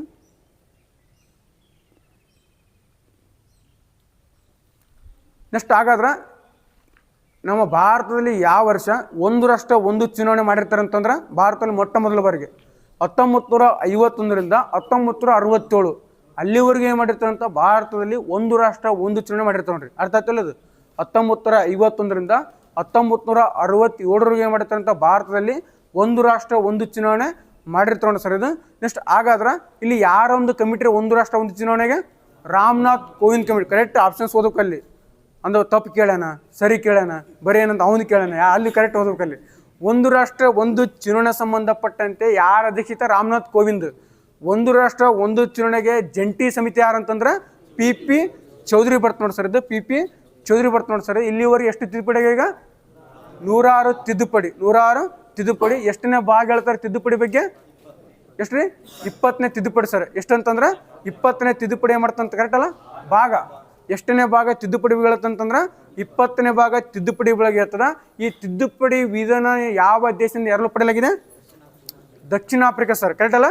ತಿದ್ದುಪಡಿ ವಿಧಿವಿಧಾನವನ್ನ ಯಾವ ದೇಶದಿಂದ ಎರಲು ಪಡೆಗೆ ಅಂತಂದ್ರೆ ದಕ್ಷಿಣ ಆಫ್ರಿಕಾದಿಂದ ಏನು ಮಾಡ್ತಂತ ತಿದ್ದುಪಡಿ ವಿಧಾನ ಅಳವಡಿಸಿಕೊಳ್ಳಿ ನೋಡಿ ಸರ್. ಇದು ತುರ್ತು ಪರಿಸ್ಥಿತಿನ ಜರ್ಮನಿ. ತುರ್ತು ಪರಿಸ್ಥಿತಿ ಅಂತ 1935 ಕಾಯ್ದೆ. ತುರ್ತು ಪರಿಸ್ಥಿತಿ ಸಂದರ್ಭದಲ್ಲಿ ಮೂಲಭೂತ ಹಕ್ಕುಗಳ ವಜೆ ಅಂತಂದ್ರೆ ಜರ್ಮನ್ನ ವೇಮನ್. ಕರೆಕ್ಟ್ ಅರ್ಥ ಆಯ್ತಲ್ರಿ? ತುರ್ತು ಪರಿಸ್ಥಿತಿ ಅಂತ 1935 ಕಾಯ್ದೆ. ತುರ್ತು ಪರಿಸ್ಥಿತಿ ಸಂದರ್ಭದಲ್ಲಿ ಮೂಲಭೂತ ಹಕ್ಕುಗಳ ವಜೆ ಅಂತ ಬಂತಂತಂದ್ರೆ ಜರ್ಮನಿಯ ವೇಮರ್ ಸಂವಿಧಾನ ಬರ್ತ ನೋಡಿ ಸರ್. ಇದು ಮೂಲಭೂತ ಹಕ್ಕುಗಳು ಯಾವ ಒಂದು ದೇಶದಲ್ಲಿ ಎರಡು ಪಡಿತೀವಿ ನಾವು? America sir. ಮೂಲಭೂತ ಹಕ್ಕು ಅಂತಂದ್ರೆ ಅಮೇರಿಕಾ. ಮೂಲಭೂತ ಕರ್ತವ್ಯ ರಷ್ಯಾ. ರಾಷ್ಟ್ರಪತಿಗಳ ಮಹಾಭಿಯೋಗ ಅಮೇರಿಕಾ. ತಪ್ಪಾದ್ರೆ ಹೇಳಕ ಸ್ವಲ್ಪ ಬಾಯಿ ಬಿಚ್ಚರಿ. ರಾಷ್ಟ್ರಪತಿಗಳ ಮಹಾಭಿಯೋಗ ಅಂತಂದ್ರೆ ಅಮೇರಿಕಾ ಸರ್ ಇದು. ನೆಕ್ಸ್ಟ್ ಕೇಂದ್ರ ಪಟ್ಟಿ ರಾಜ್ಯ ಪಟ್ಟಿ ಸಮರ್ಥಿ ಪಟ್ಟಿ ಅಷ್ಟೆಲ್ಲ ಆಸ್ಟ್ರೇಲಿಯಾ ನೋಡಿ ಸರ್ ಅದು. ನೆಕ್ಸ್ಟ್ ವಾಣಿಜ್ಯ ವ್ಯಾಪಾರ ಒಪ್ಪಂದ ಅಂತ ಬರ್ತಲ್ಲ ಅದು ಆಸ್ಟ್ರೇಲಿಯಾ ನೋಡಿ ಸರ್. ಇದು ಮುಕ್ತ ವಾಣಿಜ್ಯ ವ್ಯಾಪಾರ ಅಂತ ಬರ್ತಲ್ಲ ಆಸ್ಟ್ರೇಲಿಯಾ ಅಂತ ಬರ್ತ ನೋಡಿ ಸರ್. ಇದು ಜಂಟಿ ಅಧಿವೇಶನ ಆಸ್ಟ್ರೇಲಿಯಾ ಸರ್. ಆಸ್ಟ್ರೇಲಿಯಾ ಸಮರ್ಥಿ ಪಟ್ಟಿ, ಜಂಟಿ ಅಧಿವೇಶನ, ಮುಕ್ತ ವಾಣಿಜ್ಯ ವ್ಯಾಪಾರ ಇವೆಲ್ಲ ಅಂತಂದ್ರೆ ಆಸ್ಟ್ರೇಲಿಯಾ ಬರ್ತ ನೋಡಿ ಸರ್. ಇದು ಹಾಗಾದ್ರೆ ಸಂಯುಕ್ತ ಪದ್ಧತಿ 1935 ಕಾಯ್ದೆ ನೋಡ್ರಿ. ಕೆನಡಾ ಮೊನ್ನೆ ಅದು ಕೇಳೋಣ ಕ್ವಶನ್ನ ಕೆನಡಾ. ಸಂಯುಕ್ತ ಪದ್ಧತಿ ಅಂತಂದ್ರೆ 1935 ಕಾಯ್ದೆಯಿಂದ ಏನು ಮಾಡ್ತಾರೆ ಅಂತಂದ್ರೆ ಸಂಯುಕ್ತ ಪದ್ಧತಿನ ಅಳವಡಿಸಿಕೊಳ್ತಾರೆ ಸರ್. ಇದು ಸಂಸದೀಯ ಪದ್ಧತಿ ಬ್ರಿಟನ್. ಸಂಯುಕ್ತ ಪದ್ಧತಿ 1935 ಕಾಯ್ದೆ. ಸಂಸದೀಯ ಪದ್ಧತಿ ಅಂತಂದ್ರೆ ಬ್ರಿಟನ್ ಬರ್ತ ನೋಡಿ ಸರ್. ಇದು ನೆಕ್ಸ್ಟ್ ಸ್ವತಂತ್ರ ಸಮಾನತೆ ಭಾತೃತ್ವ ಫ್ರಾನ್ಸ್. ಸ್ವತಂತ್ರ ಸಮಾನತೆ ಭಾತೃತ್ವ ಅಂತಂದ್ರೆ ಫ್ರಾನ್ಸ್. ಆರ್ಥಿಕ ಸಾಮಾಜಿಕ ರಾಜಕೀಯ ನ್ಯಾಯ ರಷ್ಯಾ ಸರ್. ಆರ್ಥಿಕ ಸಾಮಾಜಿಕ ರಾಜಕೀಯ ಅಂತಂದ್ರೆ ರಷ್ಯಾ. ಕೇಂದ್ರದಿಂದ ರಾಜ್ಯಪಾಲರ ನೇಮಕ, ಸುಪ್ರೀಂ ಕೋರ್ಟ್ಗೆ ಸಲಹಾಧಿಕಾರ ಕೆನಡಾ. ಕೇಂದ್ರದಿಂದ ರಾಜ್ಯಪಾಲರ ನೇಮಕ, ಸುಪ್ರೀಂ ಕೋರ್ಟ್ಗೆ ಸಲಹಾಧಿಕಾರ ಅಂತಂದ್ರೆ ಕೆನಡಾ ಬರ್ತ ನೋಡಿ ಸರ್. ಇದು ನೆಕ್ಸ್ಟ್ ಉಪರಾಷ್ಟ್ರಪತಿ ಹುದ್ದೆ ಅಮೇರಿಕಾ. ಮಹಾರಾಷ್ಟ್ರ ಕೊಡಿ ಅಮೇರಿಕಾ. ಉಪರಾಷ್ಟ್ರಪತಿ ಹುದ್ದೆ ಅಂತಂದ್ರೆ ಇನ್ನೇನು ಹೇಳ್ತಾರೆ ಇನ್ನೇನು ಇಲ್ಲ ಅಂತಂದ್ರೆ ದೇಶದ ಮೊದಲ ಕಾಗದ ರಹಿತ ನ್ಯಾಯಾಂಗ ವ್ಯವಸ್ಥೆ ಎಲ್ಲಿ ಮಾಡ್ರಿ? ಸಿಕ್ಕಿಂ ನೋಡಿ ಸರ್. ಅಲ್ರಿ ಸಿಕ್ಕಿಂ. ದೇಶದ ಮೊದಲ ಕಾಗದ ರಹಿತ ನ್ಯಾಯಾಂಗ ವ್ಯವಸ್ಥೆ ಅಂತಂದ್ರೆ ಸಿಕ್ಕಿಂ ನೋಡಿ ಸರ. ದೇಶದ ಮೊದಲ ಕಾಗದ ರಹಿತ ನ್ಯಾಯಾಂಗ ವ್ಯವಸ್ಥೆ ಮಾಡಿದಂಥ ಜಿಲ್ಲಾ ಕೇರಳದ ಕಲ್ಪಟ್ಟ ನೋಡಿ. ಜಿಲ್ಲಾ ಕೋಶಂಕಿ ಏನಂತಂದ್ರೆ ಕೇರಳದ ಕಲ್ಪಟ್ಟ. ರಾಜ್ಯ ಕೋಶಂಕಿ ಏನಂತಂದ್ರೆ ಸಿಕ್ಕಿಂ ಬರ್ತ ನೋಡಿ ಸರ್. ಇದು ನೆಕ್ಸ್ಟ್ ಇತ್ತೀಚೆಗೆ ಬ್ರಹ್ಮೋಸ್ ಮತ್ತು ಅಸ್ತ್ರ ಕ್ಷಿಪಣಿ ಯಾವುದಕ್ಕೆ ರಫ್ತು ಮಾಡಿದ್ರಿ? ಇಂಡೋನೇಷ್ಯಾ. ಇತ್ತೀಚೆಗೆ ಬ್ರಹ್ಮೋಸ್ ಮತ್ತು ಅಸ್ತ್ರ ಕ್ಷಿಪಣಿ ಮತ್ತು EVM ಅಗಳೇನಲ್ರಿ ಬ್ರಹ್ಮೋಸು ಅಸ್ತ್ರ EVM ಎಲ್ಲಿಗೆ ಮಾಡಿದೆ ಅಂತಂದ್ರೆ ಇಂಡೋನೇಷ್ಯಾಕ್ಕೆ ಏನು ಮಾಡಿದೆ ಅಂತಂದ್ರೆ ರಫ್ತು ಮಾಡಿದ್ರು ನೋಡಿ ಸರ್. ಇದು ಇತ್ತೀಚೆಗೆ ಜಲಾಲಾಬಾದ್ ಪಟ್ಟಣ ಏನು ಹೆಸರು ಮಾಡಿದ್ರು? ಪರಶುರಾಮಪುರಿ ನೋಡ್ರಿ. ಇತ್ತೀಚೆಗೆ ಜಲಾಲಾಬಾದ್ ಪಟ್ಟಣ ಏನು ಮಾಡಿದ್ರು ಅಂತಂದ್ರೆ ಪರಶುರಾಮಪುರಿ ನೋಡಿ ಸರ್. ಇದು ನೆಕ್ಸ್ಟ್ ನಮ್ಮ ಕರ್ನಾಟಕದಲ್ಲಿ ರಾಮನಗರವನ್ನು ಬೆಂಗಳೂರು ದಕ್ಷಿಣ, ರಾಮನಗರನ ಬೆಂಗಳೂರು ದಕ್ಷಿಣ ಮಾಡಿ ಸರ್. ಇದು ಹಾಗಾದ್ರೆ ಇತ್ತೀಚೆಗೆ ಕರ್ನಾಟಕದಲ್ಲಿ ಬಾಗೇಪಲ್ಲಿಯನ ಸರ್ ಕರೆಕ್ಟ್ ಅಲ್ಲ? ಚಿಕ್ಕಬಳ್ಳಾಪುರ ಜಿಲ್ಲೆ ಬಾಗೇಪಲ್ಲಿಯನ ಭಾಗ್ಯನಗರ. ನೆಕ್ಸ್ಟ್ ಬೆಂಗಳೂರು ಗ್ರಾಮಾಂತರವನ್ನು ಬೆಂಗಳೂರು ಉತ್ತರ, ಬೆಂಗಳೂರು ಗ್ರಾಮಾಂತರವನ್ನು ಬೆಂಗಳೂರು ಉತ್ತರ ಮಾಡಿದ್ರು ಸರ್ ಇತ್ತೀಚೆಗೆ. ನೆಕ್ಸ್ಟ್ ಮತ್ತೆ ಅವ್ರು ಕರ್ನಾಟಕ ಹೆಸರು ಚೇಂಜ್ ಕರ್ನಾಟಕದಾಗ ಹೇಳ್ರಿ. ಕರ್ನಾಟಕದಾಗ ಅಂಡಮಾನ್ ನಿಕೋಬಾರ್ನ ಪೋರ್ಟ್ ಬ್ಲೇರಮನ್ನು ಶ್ರೀ ವಿಜಯಪುರಂ. ಕಲ್ಕತ್ತಾಗಿರತಕ್ಕಂಥ ಇನ್ನೊಂದು ಯಾವ್ದು ಕಲ್ಕತ್ತಲ್ಲಿ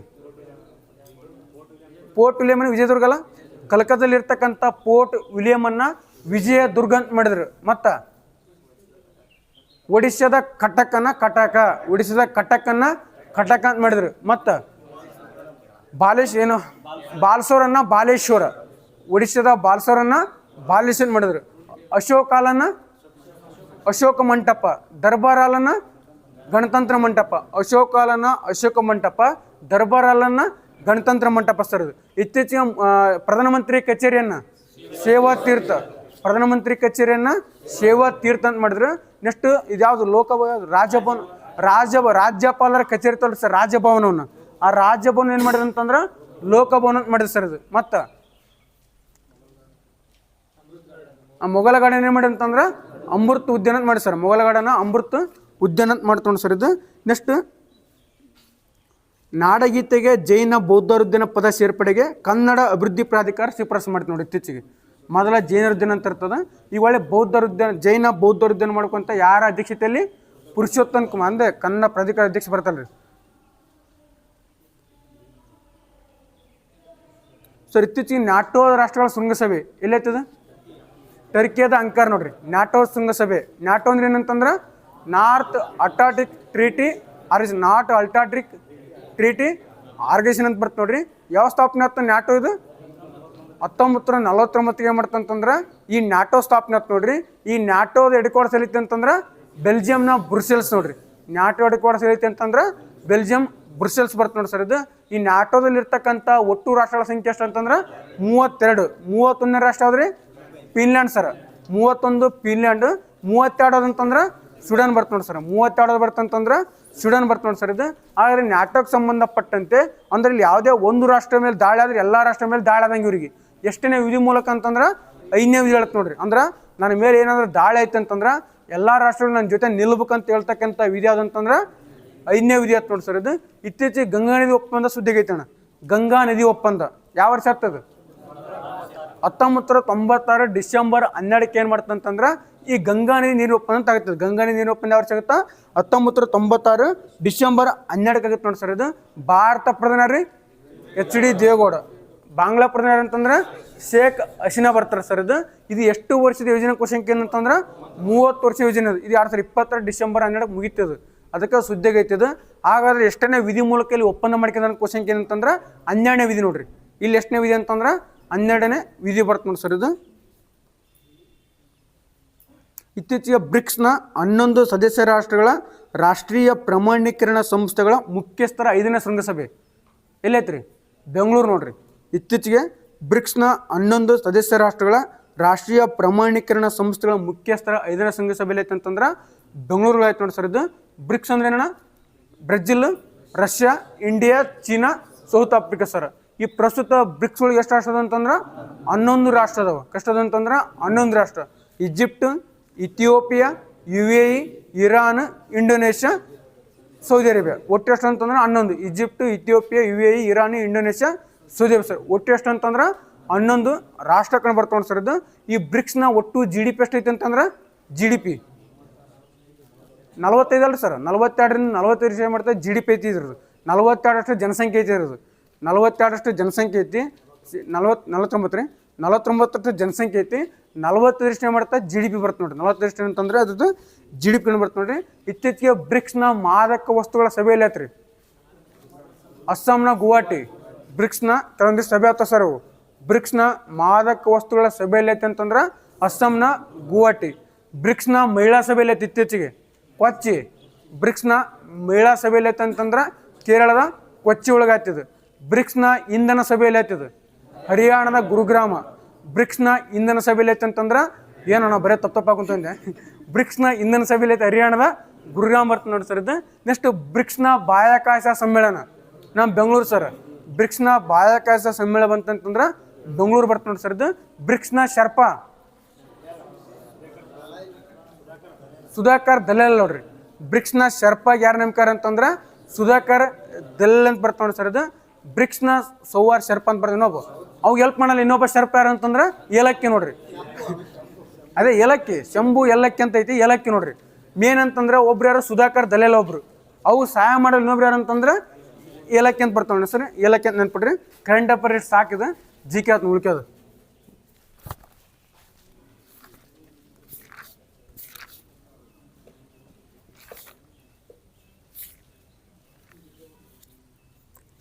ಇದು ಜೈ ಕ್ವಶನ್ ಪೇಪರ್ ನೋಡ್ರಿ. KE ಸಂಬಂಧಪಟ್ಟಂತೆ ಜೈ ಕ್ವಶನ್ ಪೇಪರ್ ಇರ್ತದೆ. ಕ್ವಶನ್ ಈಜಿನೇ ಭಾಳ ಸಂವಿಧಾನ ಒಂದು 10 ಕ್ವಶನ್ ಕೇನೋನು. ಫಸ್ಟ್ ಕ್ವಶನ್ ಏನಂತ DPS ಬಗ್ಗೆ ಐತಿದು. ಜೈ ಕ್ವಶನ್ 2023 ನೋಡಿ ಸರ್, KRIDL ಜೈ ಕ್ವಶನ್ ಸಂಬಂಧಪಟ್ಟಂತೆ DPS ಸಂಬಂಧಪಟ್ಟಂತೆ ಅದೇ ಗಾಂಧಿ ತತ್ವ ಸಮಾಜ ತತ್ವ ಕ್ವಶನ್ ಕೇನೋದು. 1 ಮೀಟರ್ ಕ್ವಶನ್ ಹೇಳ್ಬಿಡ್ತೀನಿ ಅದನ್ನ.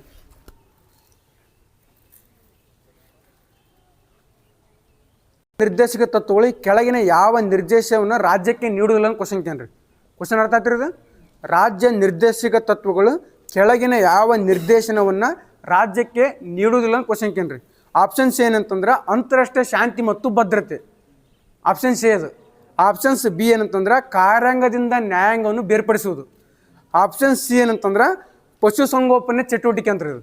ಆಪ್ಷನ್ಸ್ ಡಿ ಏನಂತಂದ್ರೆ ಕುಟುಂಬ ಯೋಜನೆ ಮತ್ತು ಮಹಿಳೆಯರ ಆರೋಗ್ಯ ಕಾಪಾಡೋದು. ಇದ್ರೊಳಗೆ ಯಾವ ತಪ್ಪೈತ್ರಿ? ಅಪ್ಪೋ,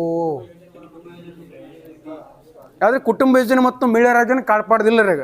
ಅಂತಾರಾಷ್ಟ್ರೀಯ ಶಾಂತಿ ಮತ್ತು ಭದ್ರತೆ ಎಷ್ಟನೇ ವಿಧಿ ಹೇಳುತ್ತೆ? 51. ನೆಕ್ಸ್ಟ್ ಕಾರ್ಯಾಂಗದಿಂದ ನ್ಯಾಯಾಂಗ ಬೇರ್ಪಡಿಸುವುದು ಎಷ್ಟು? 50ನೇ ವಿಧಿ. ನೆಕ್ಸ್ಟ್ ಪಶುಸಂಗೋಪನೆ ಚಟುವಟಿಕೆ ಎಷ್ಟು? 48 ಎ ವನ್ಯಜೀವಿ ಮತ್ತು ಪರಿಸಂರಕ್ಷಣೆ. 48 ಕೃಷಿ ಮತ್ತು ಪಶುಸಂಗೋಪನೆ. 48ನೇ ವಿಧಿ ಆಗ್ತದೆ. ಪಶುಸಂಗೋಪನೆ ಬಗ್ಗೆ ಹೇಳ್ತಕ್ಕಂಥ ವಿಧಿ ಯಾವ್ದಂತಂದ್ರೆ 48ನೇ ವಿಧಿ. DPSP ಬಗ್ಗೆ ಹೇಳ್ತಕ್ಕಂಥ ವಿಧಿ ಆದ್ರಿ ಭಾಗ ಯಾವುದಂತಂದ್ರೆ 4ನೇ ಭಾಗ. DPSP ಹೇಳ್ತಕ್ಕಂಥ ಭಾಗ ಅಂತಂದ್ರೆ 4ನೇ ಭಾಗ. ಎಲ್ಲಿಂದಲೇ ವಿಧಿ ಅಂತ ಕ್ವಶನ್ ಏನಂತಂದ್ರೆ 36ರಿಂದ 51. ನಾವು ಎಲ್ಲಿಂದ ಎರಲ್ಪಡಿದ್ರೆ DPSPನ ನಾವು ಐರಿಷ್ ಅಂತ ತಂದಿ. ನಾವು ಐರಿಷ್ ಯಾವ ಒಂದು ದೇಶ ಎರಲ್ಪಡಿದೆ ಅಂತಂದ್ರೆ ಸ್ಪೇನ್ ನೋಡ್ರಿ. ಅರ್ಥ ಆಯ್ತಲ್ರಿ? ನಾವು DPSP ಎಲ್ಲಿಂದ ತಂದಿ ಅಂತಂದ್ರೆ ಐರಿಷ್. ಏನೇನು ತಂದಿಣ ಮತ್ತು ಐರಿಷಿಂದ ನಾವು ರಾಜ್ಯ ನಿರ್ದೇಶಕ ತತ್ವ ತಂದೀವಿ. ಮತ್ತು ರಾಜ್ಯಸಭೆಗೆ ನಾಮ ನಿರ್ದೇಶನ, ರಾಷ್ಟ್ರಪತಿ ಚುನಾವಣೆ. ಕರೆಕ್ಟ್ ಅಲ್ಲ? ಐರಿಷಿಂದ ನಾವು ಏನೇನು ತಂದಿ ಕ್ವಶನ್ ಏನಂತಂದ್ರೆ ಒಂದು DPSP ತಂದೀವಿ, ರಾಜ್ಯಸಭೆಗೆ ನಾಮ ನಿರ್ದೇಶನ ತಂದೀವಿ, ರಾಷ್ಟ್ರಪತಿ ಚುನಾವಣೆ. ಅಕಸ್ಮಾತ್ ದಕ್ಷಿಣ ಆಫ್ರಿಕಾ ಕ್ವಶನ್ ಏನಂತಂದ್ರೆ ಸಂವಿಧಾನ ತಿದ್ದುಪಡಿ, ರಾಜ್ಯಸಭೆ ಸದಸ್ಯರ ಚುನಾವಣೆ. ಕರೆಕ್ಟ್ ಅಲ್ಲ? ಸಂವಿಧಾನ ತಿದ್ದುಪಡಿ ಮತ್ತು ರಾಜ್ಯಸಭೆ ಸದಸ್ಯರ ಚುನಾವಣೆ. ಕರೆಕ್ಟ್ ಐತಲ್ಲ? ಅದೇ ಚುನಾವಣೆ ವಿಧಾನ. ರಾಷ್ಟ್ರ ಸದಸ್ಯರ ಚುನಾವಣೆ ಅಂತಂದ್ರೆ ದಕ್ಷಿಣ ಆಫ್ರಿಕಾ ಮೋಹಕ ತಾರೆ. ನೆಕ್ಸ್ಟ್ ನೋಡಿ ಸರ್, ಇದು ಇಲ್ಲಿ DPS ಸಂಬಂಧಪಟ್ಟಂತೆ ನ್ಯಾಯ ರಕ್ಷಿತ ಹೌದಲ್ರಿ? ಇವು ಅಲ್ಲ ಸರ್. ಇವು DPSP ಏನಂತಂದ್ರೆ ನ್ಯಾಯ ರಕ್ಷಿತ ಅಲ್ಲ ನೋಡಿ ಸರ್ ಇದು. ಹಾಗಾದ್ರೆ ಇಲ್ಲಿ ಏನು ಸಂವಿಧಾನದಲ್ಲಿ ಎಷ್ಟು ವಿಧಿಗಳು ರಾಜ್ಯ ಎಂಬ ಪದ ಅರ್ಥ ಕೊಡ್ತಂತ ಹೇಳಿದ್ ನಾನು 3 ವಿಧಿ ಮೇನ್ ಕೊಡ್ತಂತ ಹೇಳಿದ್ದೆ. 12, 36, 152. 12, 36, 152. ಮತ್ತೇನು ಕ್ವಶನ್ ಕೇಳ್ತಾನೆ ಇಲ್ಲಿ ಅಂತಂದ್ರೆ ರಾಜ್ಯ ಎಂಬ ಪದ ಏನೇನು ಒಳಗೊಂಡಂತ ಕ್ವಶನ್ ಕೇಳ್ತಾನೆ ರೀ. ಏನು ರಾಜ್ಯ ಅಂತ ಹೇಳಿದ್ರಿ ಅದು ಏನೇನು ಒಳಗೊಂಡಿರ್ತಾನೆ ಕ್ವಶನ್ ಏನಂತಂದ್ರೆ ಏನೇನು ಒಳಗೊಂಡಿರ್ತಾರೆ? ರಾಜ್ಯ ಸರ್ಕಾರ, ಕೇಂದ್ರ ಸರ್ಕಾರ, ಸ್ಥಳೀಯ ಸಂಸ್ಥೆಗಳು. ರಾಜ್ಯ ಸರ್ಕಾರ, ಕೇಂದ್ರ ಸರ್ಕಾರ, ಸ್ಥಳೀಯ ಸಂಸ್ಥೆ ಅನ್ನೋದು ಒಳಗೊಂಡಿರ್ತ ನೋಡಿ ಸರ್ ಇದು. ಇಲ್ಲಿ DPSPನ ಐತಲ್ರಿ, ನಾವು ಎಷ್ಟು ವಿಧ ಮಾಡ್ತೀವಿ? ಇಲ್ಲಿ 3 ವಿಧ ಸರ್. ಸಂವಿಧಾನ ಮಾಡಲ್ಲ, ನಾವೇ ಮಾಡ್ತೀವಿ. ಒಟ್ಟು ಏನಂತ 3 ವಿಧ ಮಾಡ್ತೀವಿ. ಗಾಂಧಿ ತತ್ವ, ಸಮಾಜವಾದಿ ತತ್ವ, ಉದಾರವಾದಿ ತತ್ವ ಅಂತ ಮಾಡ್ತೀವಿ. ಹೇಳಿದ್ರೆ ನಡೀತಿಲ್ಲ ಅದನ್ನು, ಯಾಕಂದ್ರೆ ಸ್ವಲ್ಪ ಭಾಳ ಬಿಟ್ಟಿವಲ್ಲ, ಸ್ವಲ್ಪ ಗ್ಯಾಪ್ ಆಗಿದೆ ಅದು. ಗಾಂಧಿ ತತ್ವ, ಸಮಾಜ ತತ್ವ, ಉದಾರಿ ತತ್ವ ಅಂತ ಬರ್ತ ನೋಡಿ ಸರ್ ಇದು. ನಾನು ನಿಮ್ಗೆ ಹೇಳಿದ್ ನೀವು ಮೊನ್ನೆ ಕ್ವಶನ್ ಅದಕ್ಕೆ ಒಂದು ಪೊಲೀಸಕ್ಕೆ ಯಾವುದು ಗಾಂಧಿ ತತ್ವ ಅಂದ್ರೆ ಕ್ವಶನ್ ಕೇನ. ಗಾಂಧಿ ತತ್ವದಲ್ಲಿ ಟೋಟಲ್ ಎಷ್ಟು ಕಂಡು ಬರ್ತಾವ ಅಂತಂದ್ರೆ 6 ವಿಧಿ ಕಂಡು ಬರ್ತಂತೇನೆ. ಗಾಂಧಿ ತತ್ವದಲ್ಲಿ 6 ಒಂದು ನೆನಪಿಡ್ರಿ, ಉಳಿಕೆ ಎಲಿಮಿಷ ಮಾಡ್ತಾನೆ ಅವತ್ತು ಬಡ್ದು ಹೇಳಿದ್ದು ನಮಗೆ. 40ನೇ ವಿಧಿ, 43ನೇ ವಿಧಿ, 43B ವಿಧಿ, 46, 47, 48. ನೀವು ಹೇಳ್ರಿ ಈಗ 40, 43, 43B, 46, 47, 48. 40ನೇ ವಿಧಿ ಏನು ಹೇಳ್ತಾರೆ? ಇದು ಪಂಚಾಯತಿ ಸ್ಥಾಪನೆ ಬಗ್ಗೆ. 43ನೇ ವಿಧಿ 43 ಸಹಕಾರ ಸಂಘ. 43 ಗುಡಿ ಕೈಗಾರಿಕೆ. 43ನೇ ವಿಧಿ ಅಂತಂದ್ರೆ ಗುಡಿ ಕೈಗಾರಿಕೆ. 43B ವಿಧಿ ಸಹಕಾರ ಸಂಘ. 43B ವಿಧಿ ಅಂತಂದ್ರೆ ಸಹಕಾರ ಸಂಘ ಬಗ್ಗೆ ಆಗ್ತದ. 46ನೇ ವಿಧಿ SC/ST ಬಗ್ಗೆ. 46 ವಿಧಿ ಅಂತಂದ್ರೆ ST/ST ಇದು. 47ನೇ ವಿಧಿ ಜ್ಯೂಸ್, ಮದ್ಯಪಾನ, ಕುಡಿಯೋದ ಬಗ್ಗೆ ಹೇಳೋದು ನಿಷೇಧ ಬಗ್ಗೆ ಆಗ್ತದೆ. 47 ಅಂತಂದ್ರೆ ಮದ್ಯಪಾನ ಬಗ್ಗೆ ಆಗ್ತದ. 48ನೇ ವಿಧಿ ಕೃಷಿ ಮತ್ತು ಪಶುಸಂಗೋಪನೆ. ಕೃಷಿ ಮತ್ತು ಪಶುಸಂಗೋಪನೆ. ಹಾಗಾದ್ರೆ 37ನೇ ವಿಧಿ ಏನು ಹೇಳ್ತಾನದು? 37ನೇ ವಿಧಿ ಅಂದ್ರೆ DPSP ಏನಾದರೂ ಜಾರಿ ಆಗದಿದ್ದರೆ ನ್ಯಾಯಾಲಯದಲ್ಲಿ ಪ್ರಶ್ನಿಸುವಂತಿಲ್ಲ ಅಂತ ಹೇಳ್ತದೆ. ಈ ಫಾರ್ ಎಕ್ಸಾಂಪಲ್ ಶಕ್ತಿ ಯೋಜನೆ ಅಕಸ್ಮಾತ್ ನಿಲ್ಲಿಸ್ರಿ ಅಂತ ತಿಳ್ಕರಿ. ಈಗ ನೀವು ಕೋರ್ಟ್ಗೆ ಯಾಕೆ ನಿಲ್ಲಿಸಿ ಅಂತ ಹೇಳಕ್ಕೆ ಬರಲ್ಲ. ಅದನ್ನು ಅರ್ಥ ಆಯ್ತಿಲ್ಲ ಹೇಳಿದ್ ನಾನು. ಶಕ್ತಿ ಯೋಜನೆ ಜಾರಿ ಮಾಡಿದ್ರೆ ಕರ್ನಾಟಕದಲ್ಲಿ ಅದನ್ನ ಅಕಸ್ಮಾತ್ ಅವ್ರು ಬೇಕಾದಂಗೆ ಸ್ಟಾಪ್ ಮಾಡ್ಬೋದು. ಅದನ್ನು ನೀವು ಅದಕ್ಕೋಸ್ಕರ ಕೋರ್ಟ್ಗೆ ಹೋಗೋದು ಅದೆಲ್ಲ ಸಂಬಂಧಪಡಲ್ಲ. ಅದಕ್ಕೆ 37 ವಿಧಿ ಏನು ಹೇಳ್ತಂತಂದ್ರೆ ಇದನ್ನು ನ್ಯಾಯಾಲಯದಲ್ಲಿ ಮಾಡೋಕ್ಕಂತ ಪ್ರಶ್ನಿಸುವಂತ ಇಲ್ಲ ಅಂತ ಹೇಳ್ತಕ್ಕಂಥ ವಿಧಿ ಅಂತಂದ್ರೆ 37ನೇ ವಿಧಿ ಹೇಳತ್ತೆ ನೋಡಿ ಸರ್ ಇದು. ನೆಕ್ಸ್ಟ್ 38ನೇ ವಿಧಿ. 38ನೇ ವಿಧಿ ಏನು ಹೇಳತ್ರಿ? ಜನತೆ ಕಲ್ಯಾಣ ಸಾಧಿಸೋ ಬಗ್ಗೆ ಆಯ್ತು ನೋಡ್ರಿ. 38ನೇ ವಿಧಿ ಅಂತಂದ್ರೆ ಜನತೆಯ ಕಲ್ಯಾಣ ಸಾಧಿಸೋ ಬಗ್ಗೆ ಆಯ್ತು ನೋಡಿ ಸರ್ ಇದು. ಇಲ್ಲಿ ಮತ್ತೆ ಸಬ್ ಮಾಡ್ತಲ್ಲ ಸರ್ ವಿಧಿಗಳನ್ನ. 39 ಇಲ್ಲಿ ಏನು ಮಾಡ್ತಾರೆ ಅಂತಂದ್ರೆ ಸಬ್ ಮಾಡ್ತಾರೆ ಸರ್. ನೆಕ್ಸ್ಟ್ ಇಲ್ಲಿ 39 ಎ ವಿಧಿ ಏನು ಹೇಳ್ತದೆ? 39 ಎ ವಿಧಿ ಅಂದ್ರೆ ಪ್ರತಿಯೊಬ್ಬ ವ್ಯಕ್ತಿಗೆ ಏನು ಮಾಡ್ತಂತಂದ್ರೆ ಜೀವನಾವಶ್ಯಕ ಒಂದು ಮೂಲ ವಸ್ತುಗಳನ್ನು ದೊರಕಿಸಿಕೊಡು ಅಂತ ಹೇಳುತ್ತೆ ನೋಡ್ರಿ. ಇವು ನೆಕ್ಸ್ಟ್ ಕ್ವಶನ್ ಇವನ ಕ್ವಶನ್ ಕೇಳ್ತಾನೆ ಅವನು. 39 ಎ ವಿಧಿ ಏನು ಹೇಳುತ್ತಂತಂದ್ರೆ ಪ್ರತಿಯೊಬ್ಬ ವ್ಯಕ್ತಿಗೆ ಏನು ಮಾಡ್ಬೇಕಂತಂದ್ರೆ ಜೀವನಾವಶ್ಯಕ ಒಂದು ಮೂಲ ವಸ್ತುವನ್ನು ದೊರಕಿಸಿಕೊಡು ಅಂತ ಹೇಳ್ತಕ್ಕಂಥ ವಿಧಿ ಅಂತಂದ್ರೆ 39 ಎ ವಿಧಿ. 39 ಬಿ ಸಂಪತ್ತಿನಂತ ಸಮಾನವಾಗಿ ಹಂಚಿಕೆ ಮಾಡ್ಕೊಂತ ಹೇಳ್ತ ನೋಡ್ರಿ. 39 ಬಿ ವಿಧಿ ಹೇಳತ್ತಂತಂದ್ರೆ ಸಂಪತ್ತು ಸಮಾನವಾಗಿ ಹಂಚಿಕೆ ಮಾಡೋದ್ ಬಗ್ಗೆ ಇರ್ತದೆ. 39 ಸಿ ಸಂಪತ್ತು ಒಬ್ಬರು ಬೆಳೆ ಇರಬಾರ್ದು ಅಂತ ಹೇಳ್ತಾರೆ. ಸಂಪತ್ತು ಒಬ್ಬರು ಬೆಳೆ ಅಂತ ಕೇಂದ್ರೀಕೃತವಾಗಿ ಇರಬಾರ್ದು ಅಂತ ಹೇಳ್ತಕ್ಕಂಥ ವಿಧಿ ಯಾವ್ದಂತಂದ್ರೆ 39 ಸಿ. 39 ಡಿ ಸಮಾನ ಕೆಲಸಕ್ಕೆ ಸಮಾನ ವೇತನ. ಇತ್ತೀಚೆಗೆ ಕರ್ನಾಟಕ ನೆರೆಗೆ ಎಷ್ಟು ಅಂತ ಏರಿಕೆ ಮಾಡ್ತೀವಿ?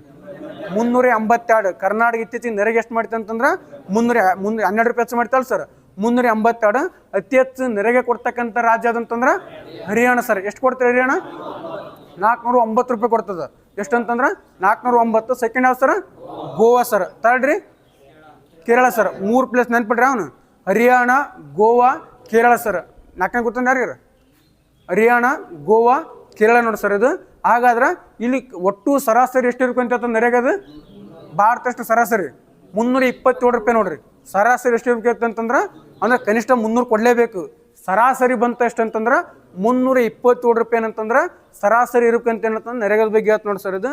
ಈ ನರೇಗಾ ಅಧಿಕೃತವಾಗಿ ವಿಬ್ಜಿ ರಾಮ್ಜಿ ಅಂತ ಯಾವ ವರ್ಷ ಚಾನಲ್ ಕೊಡ್ತಾರೆ ಅಧಿಕೃತವಾಗಿ ಅಂತಂದ್ರೆ 2026 ಜುಲೈ 1 ನೋಡ್ರಿ. ಇದು ಕ್ವಶನ್ ಕೇಳ್ಬೋದು ನೋಡ್ರಿ. ಅಧಿಕೃತವಾಗಿ ಎಲ್ಲಿ ಯಾವ ವರ್ಷ ಯಾವ ದಿನಕ್ಕಂತ ಕ್ವಶನ್ ಏನಂತಂದ್ರೆ ಆಂಧ್ರ ಪ್ರದೇಶ ತಿರುಪತಿ ಒಳಗೆ ನಮ್ಮ ತಿರುಪತಿ ಒಳಗೆ ಮಾಡ್ತಾರೆ ಅಂತಂದ್ರೆ ಚಾನಲ್ ಕೊಡ್ತಾರೆ. ಫಸ್ಟ್ ತಿರುಪತಿ ಒಳಗೆ 2026 July 1 V B G RAM G Viksit Bharat Ajeevika guarantee Rozgar mission ಅಂತ ಬರ್ತಲ್ಲ ಸರ್ ಅದು ಚಾನಲ್ ಕೊಡ್ತಾರೆ. ನೆಕ್ಸ್ಟ್ ನೋಡಿ ಸರ್ ಇದು ಇಲ್ಲಿ DPSP ಮೂಲಭೂತ ಹಕ್ಕುಗಳು ಎರಡು ತೊಗೊಂಡ್ರೆ ಇಲ್ಲಿ ಯಾವುದು ಸಕಾರಾತ್ಮಕ ಯಾವ್ದು ನಕಾರಾತ್ಮಕ? DPSP ಸಕಾರಾತ್ಮಕ, ಮೂಲಭೂತ ಹಕ್ಕುಗಳು ಅಥವಾ ನಿಷೇಧಾತ್ಮಕ ಅಥವಾ ನಕಾರಾತ್ಮಕ ಅಂತ ಬರ್ತದೆ. ನೆಕ್ಸ್ಟ್ ಇಲ್ಲಿ DPSP ಸಂಬಂಧಪಟ್ಟಂತೆ ಮೂಲಭೂತ ಹಕ್ಕು ಮತ್ತು DPSP ಎರಡು ಒಡೆದಾಡಿದ್ರೆ ಮೂಲಭೂತ ಹಕ್ಕುಗಳ ಕೈ ಮೇಲುಗೆ ಅಂತ ಹೇಳ್ತದೆ. ಯಾವೊಂದು ಪ್ರಕರಣ ಹೇಳ್ತದ? ಚಂಪಕ ದೊರೆ ಮದ್ರಾಸ್ ಪ್ರಕರಣ 1951 ಅಲ್ರಿ. DPSP ಮತ್ತು ಮೂಲಭೂತ ಹಕ್ಕುಗಳು ಈ ಎರಡೂ ನಡುವೆ ಘರ್ಷಣೆ ಆದ್ರೆ ಇಲ್ಲಿ ಮೂಲಭೂತ ಹಕ್ಕುಗಳ ಕೈ ಮೇಲ್ಗೆ ಅಂತ ಹೇಳ್ತದೆ. ಯಾವೊಂದು ಪ್ರಕರಣ ಹೇಳ್ತದ? ಚಂಪಕ ದೊರೆ ಮದ್ರಾಸ್ ಪ್ರಕರಣ ಅಂತ ನೋಡಿ ಸರ್ ಇದು. ನೆಕ್ಸ್ಟ್ ಇಲ್ಲಿ DPSP ಸಂಬಂಧಪಟ್ಟಂತೆ ಎಷ್ಟನೇ ವಿಧಿ ಬಿಟ್ಟಿದ್ದೆ? 39 ಮುಗಿತಲ್ಲಿ. 40ನೇ ವಿಧಿಕಂತ ನಾನು ಪಂಚಾಯತಿ. 41ನೇ ವಿಧಿ ನಿಂದು ತಾಯಿಗುಣ ಅಂದ್ರೆ ಏನಂತಂದ್ರೆ ಇದು ಯಾವ್ದು ನಮ್ಮಂತ ನಿರ್ದುಗಿಗಳು ಅಸಮರ್ಥರಿಗೆ ಏನಂತಂದ್ರೆ ಒಂದು ನೆರವು ಕೊಡ್ತಕ್ಕಂಥ ವಿಧಿ ಯಾವ್ದಂತಂದ್ರೆ 41ನೇ ವಿಧಿ. ಇಲ್ಲ ಇನ್ಸ್ಟಾಗ್ರಾಮ್ದಾಗೆಲ್ಲ ಸ್ಟುಡಿಯೋ ಆಗ್ತಿರ್ತಾರೆ ಒಂದು ಬಾಳೆಹಣ್ಣು ಕೊಟ್ಟು ಆ ಸ್ಟುಡಿಯೋ ಮಡಗಿಸಿ ಆ ಥರ 41ನೇ ವಿಧಿ ಅಂತಂದ್ರೆ ಒಂದು ನಿರುದ್ಯೋಗಿಗಳಿಗೆ ಅಸಮರ್ಥಕ ವೃದ್ಧರಿಗೆ ಏನು ಮಾಡ್ತಂತಂದ್ರೆ ನೆರವು ಹೇಳ್ತಕ್ಕಂಥ ವಿಧಿ ಯಾವ್ದಂತಂದ್ರೆ 41ನೇ ವಿಧಿ. 42ನೇ ವಿಧಿ ಹೆರಿಗೆ ರಜೆ.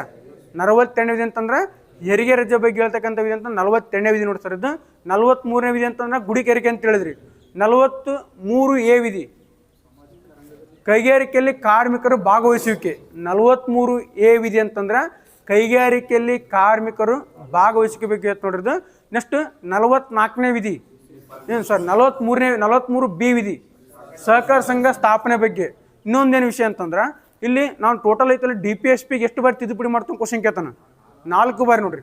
ಈ DPSP ಟೋಟಲ್ ಎಷ್ಟು ಬಾರಿ ತಿದ್ದುಪಡಿ ಮಾಡ್ತು ಅಂತಂದ್ರೆ 4 ಬಾರಿ ಮಾಡ್ಕೊಂಡು ಸರ್ ಇದು. ಒಂದು 1970 42ನೇ ತಿದ್ದುಪಡಿ, 1970 42ನೇ ತಿದ್ದುಪಡಿ ಸಂಬಂಧಪಟ್ಟಂತೆ ಇಲ್ಲಿ 4 ವಿಧಿನ ಸೇರ್ಪಡೆ ಮಾಡ್ತೀವಿ ನಾವು. ಕ್ವಶನ್ ಆಲ್ರೆಡಿ ಕ್ವಶನ್ ಏನಿದೆ 1970 42ನೇ ತಿದ್ದುಪಡಿ ಮೂಲಕ ಏನು ಮಾಡ್ತಂತಂದ್ರೆ 4 ವಿಧಿನ ಸೇರ್ಪಡೆ ಮಾಡ್ತೀವಿ. 39 ಎ ವಿಧಿ, 39 ಎಫ್ ವಿಧಿ, 43 ಕರೆಕ್ಟಲ್ಲ? 43 ಮತ್ತು 48 ಕರೆಕ್ಟ್ ಅಲ್ರಿ? 43 ಎ 48 39 ಎಫ್ 43 ಎ 48 39 ಎಫ್ ನೋಡ್ರಿ. ಅದು ಇನ್ನೊಂದ್ಸಲ ಹೇಳ್ರಿ ಅದನ್ನ. DPSPಗೆ 1970 42ನೇ ತಿದ್ದುಪಡಿ ಮೂಲಕ 39 A 43 A 48 A 49 F sir. ಇದು ಒಂದು 39 ಎಫ್ ಸರ್. ನೆಕ್ಸ್ಟ್ ಏನು ಮಾಡ್ತಾರೆ ಅಂತಂದ್ರೆ ಇನ್ನೊಂದು ಇದು ಒಂದು ತಿದ್ದುಪಡಿ ಆಯ್ತು 42ನೇ ತಿದ್ದುಪಡಿ. ನೆಕ್ಸ್ಟ್ 97ನೇ ತಿದ್ದುಪಡಿ ಸಹಕಾರ ಸಂಘ ಅಂತ ಏನಿಲ್ಲರಿ 2ನೇ ತಿದ್ದುಪಡಿ ಆಯ್ತದ. ನೆಕ್ಸ್ಟ್ 86ನೇ ತಿದ್ದುಪಡಿ ಮಾಡ್ತಾರೆ. ಇಲ್ಲಿ ಪೂರ್ವಬಾಲ್ಯ ಶಿಕ್ಷಣ ಮಾಡ್ತಾರೆ ಅಂದ್ರೆ 0 to 6 45ನೇ ವಿಧಿ ಕರೆಕ್ಟ್ ಅಲ್ಲ? 45ನೇ ವಿಧಿ ಕರೆಕ್ಟ್ ಐತಲ್ರಿ? ಇದು 45ನೇದು ಏನು ಹೇಳ್ತಂತಂದ್ರೆ 0 to 6 ಅಂದ್ರೆ ಪೂರ್ವಬಾಲ್ಯ ಶಿಕ್ಷಣ 3 ತಿದ್ದುಪಡಿ ಆಯ್ತು. ಇನ್ನೊಂದಾದ್ರಿ 44ನೇ ತಿದ್ದುಪಡಿ ಅಲ್ಲ, 44ನೇ ತಿದ್ದುಪಡಿ ಸಂಬಂಧಪಟ್ಟಂತೆ ಯಾವ ವಿಧಿ ಸೇರ್ಪಡೆ ಮಾಡ್ತಾರೆ 38 ಅಲ್ರಿ.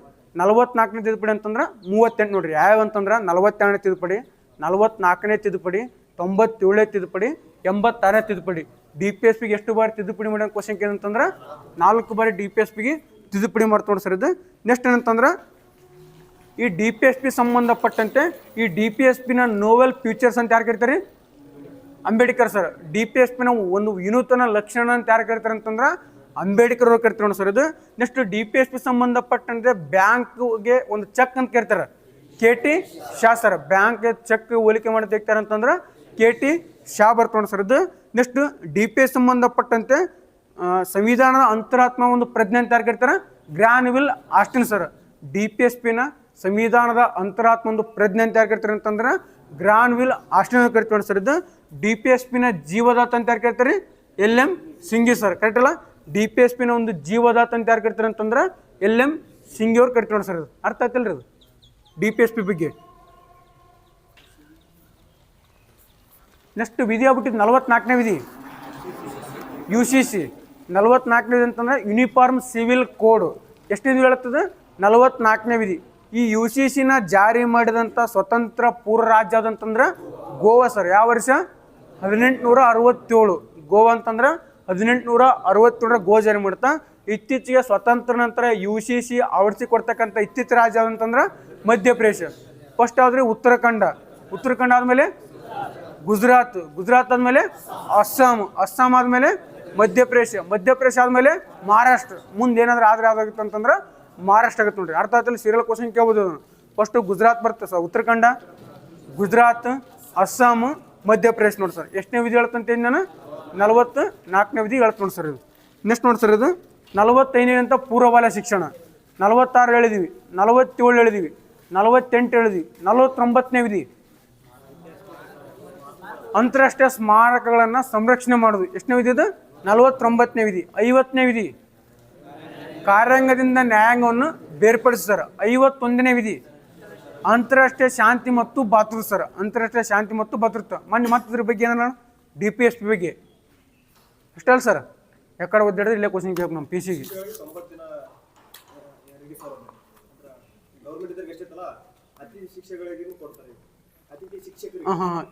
ಯಾರಿಗಾರಿದೆ 90 ದಿನ. ಓಕೆ.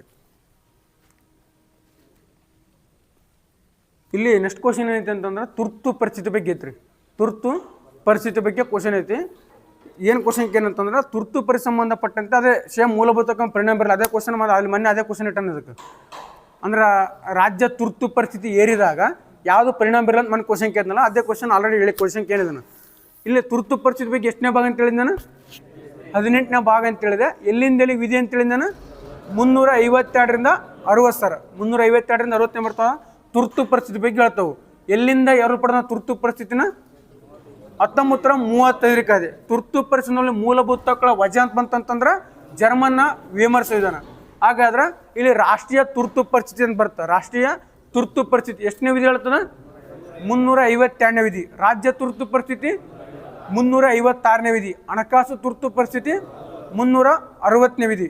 ನೆಕ್ಸ್ಟ್ ರಾಷ್ಟ್ರೀಯ ತುರ್ತು ಪರಿಸ್ಥಿತಿ ಎಷ್ಟು ಬಾರಿ ಇಲ್ಲಿವರೆಗೆ ಆದ್ರೆ 3 ಬಾರಿ. 1962, 1971, 1975. ಕರೆಕ್ಟ್ ಅಲ್ಲ? 1962, 1971, 1975 ಅಂತ ಬರ್ತದೆ ಸರ್. ಇದು ರಾಜ್ಯ ತುರ್ತು ಪರಿಸ್ಥಿತಿನ ಮೊಟ್ಟ ಮೊದಲ ಬಾರಿ ಯಾವ ಒಂದು ರಾಜ್ಯಕ್ಕೆ ಇರ್ತೀವಿ ನಾವು? ಪಂಜಾಬ್ ಸರ್. 1951 ಪಂಜಾಬ್ ಒಳಗೆ ರಾಜ್ಯ ತುರ್ತು ಪರಿಸ್ಥಿತಿನ ಅತಿ ದೀರ್ಘಾವಧಿ ಯಾವ ರಾಜ್ಯಕ್ಕಿದೆ? ಪಂಜಾಬ್. ಅತಿ ದೀರ್ಘಾವಧಿನ ಪಂಜಾಬ್. ಅತಿ ಮೊದಲಂತಂದ್ರೆ ಪಂಜಾಬ್ ಸರ್. ಅತಿ ಹೆಚ್ಚು ಬಾರಿ ರಾಜ್ಯ ತುರ್ತು ಪರಿಸ್ಥಿತಿ ಅಂತ ಮಣಿಪುರ್ ನೋಡ್ರಿ. ಅತಿ ಹೆಚ್ಚು ಅಂತಂದ್ರೆ ಮಣಿಪುರ್ ಬರ್ತದೆ ನೋಡಿ ಸರ್. ಇದು ಹಾಗಾದ್ರೆ ರಾಜ್ಯ ತುರ್ತು ಪರಿಸ್ಥಿತಿ ಇಲ್ಲಿವರೆಗೂ ಯಾವ ರಾಜ್ಯಕ್ಕೆ ಏರ್ಲಾಗಿಲ್ಲ ಅಂತಂದ್ರೆ ಛತ್ತೀಸ್ಗಢ ಮತ್ತು ತೆಲಂಗಾಣ ಸರ್. ಛತ್ತೀಸ್ಗಢ ಮತ್ತು ತೆಲಂಗಾಣ ಅಂತ ಬರ್ತದೆ ನೋಡಿ ಸರ್. ಇದು ಈ ರಾಜ್ಯ ತುರ್ತು ಪರಿಸ್ಥಿತಿನ ನಮ್ಮ ಕರ್ನಾಟಕದಲ್ಲಿ ಎಷ್ಟು ಬಾರಿ ಏರ್ಲಾಗಿದೆ ಅಂತಂದ್ರೆ 6 ಬಾರಿ ಸರ್. 1971 ಏನು ಮಾಡ್ತಾರೆ ಅಂತಂದ್ರೆ ಮೊಟ್ಟ ಮೊದಲ ಬಾರಿ ಯಾರು ಮುಖ್ಯಮಂತ್ರಿ ಇರ್ತಾರೆ ಅವಾಗ? ವೀರೇಂದ್ರ ಪಾಟೀಲ್ ಸರ್. ಮತ್ತು ವೀರೇಂದ್ರ ಹೆಗಡೆ ಅಲ್ಲ, ವೀರೇಂದ್ರ ಪಾಟೀಲ್ ಏನು ಮಾಡ್ತಾರೆ ಅಂತಂದ್ರೆ ಮೊಟ್ಟ ಮೊದಲಾಗಿ ಏನು ಮಾಡ್ತಾರೆ ಅಂತಂದ್ರೆ ಮುಖ್ಯಮಂತ್ರಿ ಇರ್ತಾರೆ ಸರ್. ಇದು ಹಾಗಾದ್ರೆ ಆ ಸಂದರ್ಭದಿದ್ದಂಥ ರಾಜ್ಯಪಾಲ ಯಾರು ಅಂತಂದ್ರೆ ವೆಂಕಟ ಸುಬ್ಬಯ್ಯ ನೋಡ್ರಿ. ಆ ಸಂದರ್ಭದಲ್ಲಿ ಕರೆಕ್ಟ್ ಅಲ್ಲ? ಧರ್ಮೀವ್ರಿ 89 ಓಕೆ, ಅಲ್ಲಿ ಇದು ಅದು ಎಸ್.ಆರ್. ಬೊಮ್ಮಾಯಿ ಪ್ರಕರಣ. ಓಕೆ, ಇಲ್ಲಿ ಯಾರು ಇರ್ತಾರಂತ ಧರ್ಮವ್ರು ಇರ್ತಾರೆ ನೋಡ್ರಿ. ಮುಖ್ಯಮಂತ್ರಿ ವೀರೇಂದ್ರ ಪಾಟೀಲ್ ಇರ್ತಾರೆ. ರಾಜ್ಯಪಾಲ ಇರ್ತಾರೆ ಅಂತಂದ್ರೆ ಧರ್ಮವ್ರು. ಈ ರಾಷ್ಟ್ರೀಯ ತುರ್ತು ಪರಿಸ್ಥಿತಿ ಸಂಬಂಧಪಟ್ಟಂತೆ ಈ ಎಲ್ಲಾದ್ರೂ ಅಂತ ಆಂತರಿಕ ಬಾಹ್ಯ ಸಂಬಂಧಪಟ್ಟಂತೆ ಏನಂತ ಗಲಭೆನ ಹತ್ತಿರದಲ್ಲ ಸರ, ಅವಾಗ ರಾಷ್ಟ್ರೀಯ ತುರ್ತು ಪರಿಸ್ಥಿತಿನ ಯಾರು ಘೋಷಣೆ ಮಾಡ್ತಾರೆ? ರಾಷ್ಟ್ರಪತಿಯವರು ಏನು ಮಾಡ್ತಾರೆ? ಲಿಖಿತ ಶಿಫಾರಸಿನ ಮೇರೆಗೆ ಏನು ಮಾಡ್ತಾರೆ ಅಂತಂದ್ರೆ ರಾಷ್ಟ್ರಪತಿಯವರು ಘೋಷಣೆ ಮಾಡ್ತಾರೆ ಸರ್. ಇದು ರಾಷ್ಟ್ರೀಯ ತುರ್ತು ಪರಿಸ್ಥಿತಿ ಎಷ್ಟು ತಿಂಗಳು ಅನುಮೋದನೆ ಆಗ್ತದೆ? 1 ತಿಂಗಳು ಸರ್. ಇದು ರಾಷ್ಟ್ರೀಯ ತುರ್ತು ಪರಿಸ್ಥಿತಿ ಬಂತಂತಂದ್ರೆ 1 ತಿಂಗಳಿಗೆ ಏನು ಮಾಡ್ಕೊಂತ ಅನ್ನೋದು ಅನುಮೋದನೆ ಆಗಕ್ಕೆ ನೋಡಿ ಸರ್. ಇದು ಹಾಗಾದ್ರೆ ರಾಷ್ಟ್ರೀಯ ತುರ್ತು ಪರಿಸ್ಥಿತಿ ಸಂಬಂಧ ಎಲ್ಲಿ ಮಂಡಿಸ್ಬೇಕಂತಂದ್ರೆ ಲೋಕಸಭೆ ಅಥವಾ ರಾಜ್ಯಸಭೆ ಎಲ್ಲಿಯಾದ್ರೂ ಏನು ಮಾಡ್ತಾ ಇದನ್ನ ಮಂಡಿಸ್ಬೋದು. ಇದಕ್ಕೆ ಜಂಟಿ ಕರಿಬೇಕಲ್ಲ ಸರ್, ಬರ್ತಲ್ಲ ರೀ. ಯಾವುದೇ ರೀತಿ ಜಂಟಿ ಸಂಬಂಧ ಪಡಲ್ಲ ನೋಡಿ ಸರ್ ಇದು. ಹಾಗಾದ್ರೆ ರಾಷ್ಟ್ರೀಯ ತುರ್ತು ಪರಿಸ್ಥಿತಿ ಸಂಬಂಧಪಟ್ಟಂತೆ ಎಷ್ಟನೇ ವಿಧಿ ಮೂಲಕ 19ನೇ ವಿಧಿ ರದ್ದಾಗುತ್ತಂತಂದ್ರೆ 358ನೇ ವಿಧಿ ನೋಡ್ರಿ. ಕೇವಲ ಬಾಹ್ಯವಾಗಿ ಮಾತ್ರ ಇದು ಅರ್ಥ ಆಗ್ತಿಲ್ಲ ಹೇಳೋದು ನಾನು. ರಾಷ್ಟ್ರೀಯ ತುರ್ತು ಪರಿಸ್ಥಿತಿ ಘೋಷಣೆ ಆದಾಗ 19ನೇ ವಿಧಿ ರದ್ದಾಗುತ್ತೆ. ಎಷ್ಟನೇ ವಿಧಿ ಮೂಲಕ ಅಂತ ಕ್ವಶನ್ ಏನಂತಂದ್ರೆ 358ನೇ ವಿಧಿ ಸರ್ ಅದು. ಹಾಗಾದ್ರೆ ನೆಕ್ಸ್ಟ್ ಏನಂತಂದ್ರೆ ಇನ್ನೊಂದು 20 ಮತ್ತು 20ನೇ ವಿಧಿ ಹೊರತುಪಡಿಸಿ ಉಳಿದೆಲ್ಲ ಒಂದು ವಿಧಿಗಳು ಆಟೋಮೆಟಿಕ್ ರದ್ದಾಗ್ತದೆ ಅಂತ ಹೇಳ್ತಾರೆ. ಯಾವ ಒಂದು ವಿಧಿ? 359 ಆಂತರಿಕ ಮತ್ತು ಬಾಹ್ಯವಾಗಿ ಎರಡು ಬರ್ತದೆ. ಅರ್ಥ ಆಯ್ತಲ್ರಿ? 19ನೇ ವಿಧಿ ಅಂತಂದ್ರೆ 358. Next correct ಆಯ್ತಲ್ರಿ? 20 ಮತ್ತು 21ನೇ ವಿಧಿ ಹೊರತುಪಡಿಸಿ ಅಂತ 359 ನೋಡಿ ಸರ್ ಇದು. ನೆಕ್ಸ್ಟ್ ರಾಷ್ಟ್ರೀಯ ತುರ್ತು ಪರಿಸ್ಥಿತಿ ಸಂದರ್ಭದಂತೆ ಇದು ಗರಿಷ್ಠ ಎಷ್ಟು ವರ್ಷ ಕಾಲ ವಿಸ್ತರಿಸಬಹುದು ಅಂತಂದ್ರೆ ಅನಿರ್ದಿಷ್ಟ ನೋಡ್ರಿ. ಪ್ರತಿ 6 ತಿಂಗಳಿಗೊಮ್ಮೆ ಸಂಸತ್ತಿನ ಅನುಮೋದನೆ ಪಡ್ಕೊಂಡು ಏನು ಮಾಡುವಂತಂದ್ರೆ ಅನಿರ್ದಿಷ್ಟ ಅವಧಿಗೆ ಏನು ಮಾಡುವಂತಂದ್ರೆ ವಿಸ್ತರಿಸಬಹುದು ನೋಡಿ ಸರ್ ಇದು. ಹಾಗಾದ್ರೆ ರಾಷ್ಟ್ರೀಯ ತುರ್ತು ಪರಿಸ್ಥಿತಿ ಸಂದರ್ಭದಂತೆ ಇದನ್ನ ಎಲ್ಲರೂ ಮಂಡಿಸ್ಬೋದು. ಬಟ್ ಇನ್ ತಗೋಬೇಕಂತಂದ್ರೆ ಲೋಕಸಭೆಯಲ್ಲಿ ಮಾತ್ರ ಏನ್ಬೋದಂತಂದ್ರೆ ಇದನ್ನ ಇನ್ ತಗೋಬೇಕು ನೋಡಿ ಸರ್ ಇದು. ಅರ್ಥ ಆಗ್ತಿಲ್ರಿ? ಇದು ರಾಷ್ಟ್ರೀಯ ತುರ್ತು ಪರಿಸ್ಥಿತಿ ಸಂದರ್ಭದಲ್ಲಿ ಹೈಕೋರ್ಟ್ ಮತ್ತು ಸುಪ್ರೀಂ ಕೋರ್ಟಲ್ಲಿ ಯಾವುದೇ ಪರಿಣಾಮ ಬರಲ್ಲ ನೋಡ್ರಿ. ಓಕೆ, ರಾಷ್ಟ್ರೀಯ ತುರ್ತು ಪರಿಸ್ಥಿತಿ ಇದ್ದಾಗ ಸುಪ್ರೀಂ ಕೋರ್ಟ್ ಮತ್ತು ಹೈಕೋರ್ಟ್ ಮೇಲೆ ಅಂತಂದ್ರೆ ಯಾವುದೇ ಪರಿಣಾಮ ಬೀರಲ್ಲ ನೋಡಿ ಸರ್ ಇದು. ನೆಕ್ಸ್ಟ್ ಇಲ್ಲಿ ಆಂತರಿಕ ದಂಗೆ ಎಂಬ ಬದಲಾಗಿ ಸಶಸ್ತ್ರ ದಂಗೆಯನ್ನು ಸೇರ್ಪಡೆ ಮಾಡ್ತಾರೆ. ಎಷ್ಟನೇ ತಿದ್ದುಪಡಿ ಮೂಲಕ? 44ನೇ ತಿದ್ದುಪಡಿ 1978. ಆಂತರಿಕ ದಂಗೆ ಪದ ಬದಲಾಗಿ ಸಶಸ್ತ್ರ ದಂಗೆ ಪದ ಏನು ಮಾಡ್ತಾರೆ ಅಂತಂದ್ರೆ ಸೇರ್ಪಡೆ ಮಾಡ್ತಾರೆ ಸರ್ ಇದು.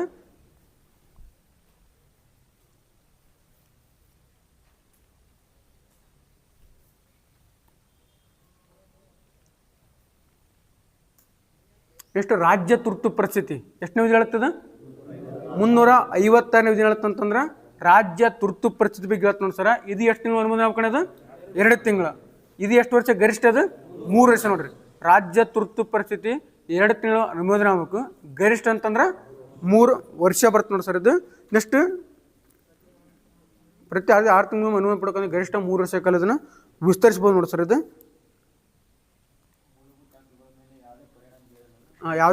ಯಾವುದೇ ಪರಿಣಾಮ ಬೀರಲ್ಲ ನೋಡ್ರಿ. ಅದು ರಾಷ್ಟ್ರೀಯ ತುರ್ತು ಪರಿಸ್ಥಿತಿ ಬೀರ್ತದೆ. ಇಲ್ಲಿ ಯಾವುದೇ ಪರಿಣಾಮ ಏನು ಮಾಡ್ತಂತಂದ್ರೆ ಬೀರಲ್ಲ ನೋಡಿ ಸರ್ ಇದು. ಇಲ್ಲಿ ಹಣಕಾಸು ತುರ್ತು ಪರಿಸ್ಥಿತಿ ಸಂದರ್ಭದಂತೆ ಎಷ್ಟನೇ ವಿಧಿ ರೀ? 360 ನೋಡಿ ಸರ. ಎಷ್ಟು ಬರೀ ಇರ್ತಾನೆ ಹಣಕಾಸು ತುರ್ತು ಪರಿಸ್ಥಿತಿನ? ಇಲ್ಲಿವರೆಗೆ ಯಾವುದೇ ಹಣಕಾಸು ತುರ್ತು ಪರಿಸ್ಥಿತಿ ಇರಲಿ ನೋಡಿ ಸರ್. 1990 ಬಂದಿತ್ತು. IMF ಸಾಧನೆ ಏನು ಮಾಡ್ತಾನೆ ನಾವು ಹಣಕಾಸು ತುರ್ತು ಪರಿಸ್ಥಿತಿ ಏರಲ್ಲ ನೋಡಿ ಸರ್ ಇದು. ನೆಕ್ಸ್ಟ್ ಕ್ವಶನ್ ನೋಡಿ ಸರ್ ಇದು ಹುಲಿ ಮೀಸಲು ನಿಂದ ಬಂದ ಕ್ವಶನ್. ಇಲ್ಲಿ ಯಾವುದಂತಂದ್ರೆ ಹುಲಿ ಮೀಸಲು ಹೊಂದಿರ್ತಕ್ಕಂಥ ಅಂದ್ರೆ ಈ ಕಡೆ ಪ್ಲೇಸ್ ಕೊಟ್ಟನ, ಈ ಕಡೆ ಹೊಂದಿಸಿ ಬರಿ ಅಂತ ಕೊಟ್ಟನ. ಈ ಕಡೆ ಪ್ಲೇಸು, ಈ ಕಡೆ ಹೊಂದಿಸಿ ಬರಿ ಸಂಬಂಧಪಟ್ಟಂತೆ ಇಂದ್ರಾವತಿ ಹುಲಿ ಮೀಸಲು ಎಲ್ಲಿತ್ರಿ? ಇದು ಛತ್ತೀಸ್ಗಢ. ಪೆರಿಯಾರ್ ಹುಲಿ ಮೀಸಲು ಅಂತ ಕೇರಳ. ಸಿಂಬ್ಲಿಪಾಲ್ ಹುಲಿ ಮೀಸಲು ಒಡಿಸ್ಸಾ. ಬಂಡೀಪುರ ಹುಲಿ ಮೀಸಲು ಕರ್ನಾಟಕ ಸರ್. ಬಂಡೀಪುರ ಹುಲಿ ಮೀಸಲು ಅಂತಂದ್ರೆ ಕರ್ನಾಟಕ ಬರ್ತದೆ ನೋಡಿ ಸರ್ ಇದು. ಇಲ್ಲಿ ಕೆಲವೊಂದಿಷ್ಟು ಹುಲಿ ಬಗ್ಗೆ ಇದೊಂದು ಸ್ವಲ್ಪ ಹೇಳ್ಬಿಡ್ತು ಲಾಸ್ಟ್ ಇದನ್ನ. ಹುಲಿ ಮೀಸಲು ಸಂಬಂಧಪಟ್ಟಂತೆ ಪ್ರಾಜೆಕ್ಟ್ ಟೈಗರ್ ಯಾವ ವರ್ಷ ಬರ್ತಾನೆ? 1973 ಏಪ್ರಿಲ್ 1 ಇದು ಡೇಟ್ ಏನ್ಬಿಟ್ರೆ ಅದನ್ನು. ಪ್ರಾಜೆಕ್ಟ್ ಟೈಗರ್ ಯಾವ ವರ್ಷ ಬರ್ತಂತಂದ್ರೆ 1973 ಏಪ್ರಿಲ್ 1 ಏನು ಮಾಡ್ತಂತಂದ್ರೆ ಪ್ರಾಜೆಕ್ಟ್ ಟೈಗರ್ ಅಂತ ಬರ್ತದೆ ನೋಡಿ ಸರ. ಭಾರತದಲ್ಲಿ ಪ್ರಸ್ತುತ ಹುಲಿ ಸಂರಕ್ಷಿತ ಎಷ್ಟದು? ಈಗ 58 ಅದಾವ. ಭಾರತದಲ್ಲಿ ಪ್ರಸ್ತುತ ಹುಲಿ ಸಂರಕ್ಷಣೆ ಎಷ್ಟು ಅಂತಂದ್ರೆ 58 ಅದಾವ. 58ನೇ ಹುಲಿ ಸಂರಕ್ಷಿತ ಯಾವುದಂತಂದ್ರೆ ಮಧ್ಯಪ್ರದೇಶದ ಮಾಧವ್ ಅಂತ ಬರ್ತ ನೋಡ್ರಿ. 57 ರಥಪಾನಿ ಎಲ್ಲಿಗೆ ಬರ್ತದೆ? ಮಧ್ಯಪ್ರದೇಶ. 56 ಛತ್ತೀಸ್ಗಢದ ಟೀಮೋರ್ ಪಿಂಗ್ಲಾ ಗುರ್ಗಾಸ್ ಅಂತ ಬರ್ತಲ್ರಿ. ಛತ್ತೀಸ್ಗಢದ ಟೀಮೋರ್ ಪಿಂಗ್ಲಾ ಅಂತ ಬರ್ತ ನೋಡ್ರಿ. ಕರ್ನಾಟಕದಲ್ಲಿ ಎಷ್ಟು ಹುಲಿ ಸಂರಕ್ಷಣೆ ಅದ ಅಂತಂದ್ರೆ 5 ಸರ್. ಕರ್ನಾಟಕ ಎಷ್ಟು ಅಂತಂದ್ರೆ 5 ಬರ್ಸರ. ಬಂಡೀಪುರ, ಬಿಳಿರಂಗನ ಬೆಟ್ಟ, ಭದ್ರಾ, ಹಂಸಿ ಅಥವಾ ಕಾಳಿ, ನೆಕ್ಸ್ಟ್ ಏನಂತ ನಾಗರಹೊಳೆ. ಕುದುರೆ ಮುಖದಾಗ ಯಾವುದೇ ಹುಲಿ ಸಂರಕ್ಷಣೆ ಘೋಷಣೆ ಆಗಿಲ್ಲ ನೋಡ್ರಿ. ಬಂಡೀಪುರ, ಬಿಳಿರಂಗನ ಬೆಟ್ಟ, ಭದ್ರಾ, ಹಂಸಿ, ಅಥವಾ ಕಾಳಿ ಅಥವಾ ನಾಗರಹೊಳೆ ಅಂತ ಬರ್ತದೆ ನೋಡಿ ಸರ್. ಒಟ್ಟು ಎಷ್ಟದ 5 ನೋಡಿ ಸರ್. ಇದು ನಿಮ್ಮ ಭಾರತದಲ್ಲಿ ಕಪ್ಪು ಹುಲಿಗಳು ಎಲ್ಲಿ ಕಂಬರ್ತವೆ ಅಂತಂದ್ರೆ ಒಡಿಶಾದ ಸಿಮ್ಲಿಪಾಲ್ ಸರ್. ಭಾರತದಲ್ಲಿ ಕಪ್ಪು ಹುಲಿ ಅಂತಂದ್ರೆ ಒಡಿಶಾದ ಸಿಮ್ಲಿಪಾಲ್ ಸರ್. ಭಾರತದಲ್ಲಿ ಬಿಳಿ ಹುಲಿ ಎಲ್ಲಿ ಕಂಡುಬರ್ತವೆ ಅಂತಂದ್ರೆ ಮಧ್ಯಪ್ರದೇಶದ ಬಂಧೋಗಡ. ಭಾರತದಲ್ಲಿ ಬಿಳಿ ಹುಲಿ ಅಂತಂದ್ರೆ ಮಧ್ಯಪ್ರದೇಶದ ಬಂಧೋಗಡ ಅಂತ ಕಂಡುಬರ್ತವೆ ನೋಡಿ ಸರ್. ಇದು ನಮ್ಮ ಭಾರತದಲ್ಲಿ ಬಂಗಾಳ ಹುಲಿ ಎಲ್ಲಿ ಕಂಡುಬರ್ತವೆ ಅಂತಂದ್ರೆ ಸುಂದರಬನ್ಸ್. ಬಂಗಾಳದ ಹುಲಿ ಕಂಡುಬರ್ತವೆ ಅಂತಂದ್ರೆ ಸುಂದರಬನ್ಸ್ ಹುಲಿ ಸಂಘ ಎಲ್ಲಿ ಐತ್ರಿ? ಇದು ಪಶ್ಚಿಮ ಬಂಗಾಳ. ನೆಕ್ಸ್ಟ್ ಏನಂತಂದ್ರೆ ನಮ್ಮ ಭಾರತ ಏನು ಮಾಡೋದು, ಭಾರತದ ಅತಿ ಎತ್ತರವಾದ ಹುಲಿ ಸಂರಕ್ಷಿತ ತಾಣ ಯಾವ್ದಂತಂದ್ರೆ BRT ಸರ್, ಬಿಳಿರಂಗನ ಬೆಟ್ಟ. ಭಾರತದ ಅತಿ ಎತ್ತರವಾದ ಹುಲಿ ಸಂರಕ್ಷಣೆ ಯಾವ್ದಂತಂದ್ರೆ BRT ಅಂತ ಬರ್ತದೆ ನೋಡ್ರಿ. ನೆಕ್ಸ್ಟ್ ಹುಲಿ ದಿನ ಅಂತ ಮಾಡ್ತೋಣ ನಾವು ಜುಲೈ 29, ಆನೆ ದಿನ ಆಗಸ್ಟ್ 12, ಸಿಂಹ ದಿನ ಆಗಸ್ಟ್ 10 ಸರ್, ನಾಯಿ ದಿನ ನೆಕ್ಸ್ಟ್ ಇಲ್ಲಿ ಬಿಟ್ಟು ಟೈಗರ್ ಅಲ್ಲ ಅದು. ನೆಕ್ಸ್ಟ್ ಅಂತ ಹುಲಿ ಮನುಷ್ಯ ಅಂತ ಕರಿತೀವಿ ನಾವು ಕೈಲಾಸ್ ಸಂಕಲ್ ಸರ್. ಹುಲಿ ಮನುಷ್ಯ ಅಂತ ಕರಿತೀವಿ ಕೈಲಾಸ್ ಸಂಕಲ್ ಸರ. ಅತಿ ಹೆಚ್ಚು ಹುಲಿ ಹೊಂದಿರ್ತಕ್ಕಂಥ ರಾಜ್ಯ ಯಾವ್ದೀಗ? ಮಧ್ಯಪ್ರದೇಶ 785 ಮಧ್ಯಪ್ರದೇಶ. ಸೆಕೆಂಡ್ ಯಾವ್ದ್ರಿ? ಕರ್ನಾಟಕ ಸರ್ 563 ಕರ್ನಾಟಕ ಬರ್ತಾ. ಥರ್ಡ್ ಯಾವ್ದಂತಂದ್ರೆ ಉತ್ತರಾಖಂಡ 560 ಬರ್ತಾ. ಫೋರ್ತ್ ಯಾವ್ದಂತಂದ್ರೆ ಮಹಾರಾಷ್ಟ್ರ ಬರ್ತ ನೋಡಿ ಸರ್. ಫಿಫ್ತ್ ಯಾವ್ದಂತಂದ್ರೆ ತಮಿಳ್ನಾಡು ಬರ್ತ ನೋಡಿ ಸರ್. ಅತಿ ದೊಡ್ಡ ಹುಲಿ ಸಂರಕ್ಷಿತ ಯಾವ್ದಂತಂದ್ರೆ ನಾಗಾರ್ಜುನ ಸಾಗರ ಎಲ್ಲಿ ಬರ್ತದೆ? ಆಂಧ್ರ ಪ್ರದೇಶ. ಶ್ರೀಶೈಲಂ ನಾಗಾರ್ಜುನ ಸಾಗರ ಅಂತ ಭಾರತದ ಅತಿ ದೊಡ್ಡ ಹುಲಿ ಸಂರಕ್ಷಣೆ ತಾಣ ಬರ್ತೀರಿ.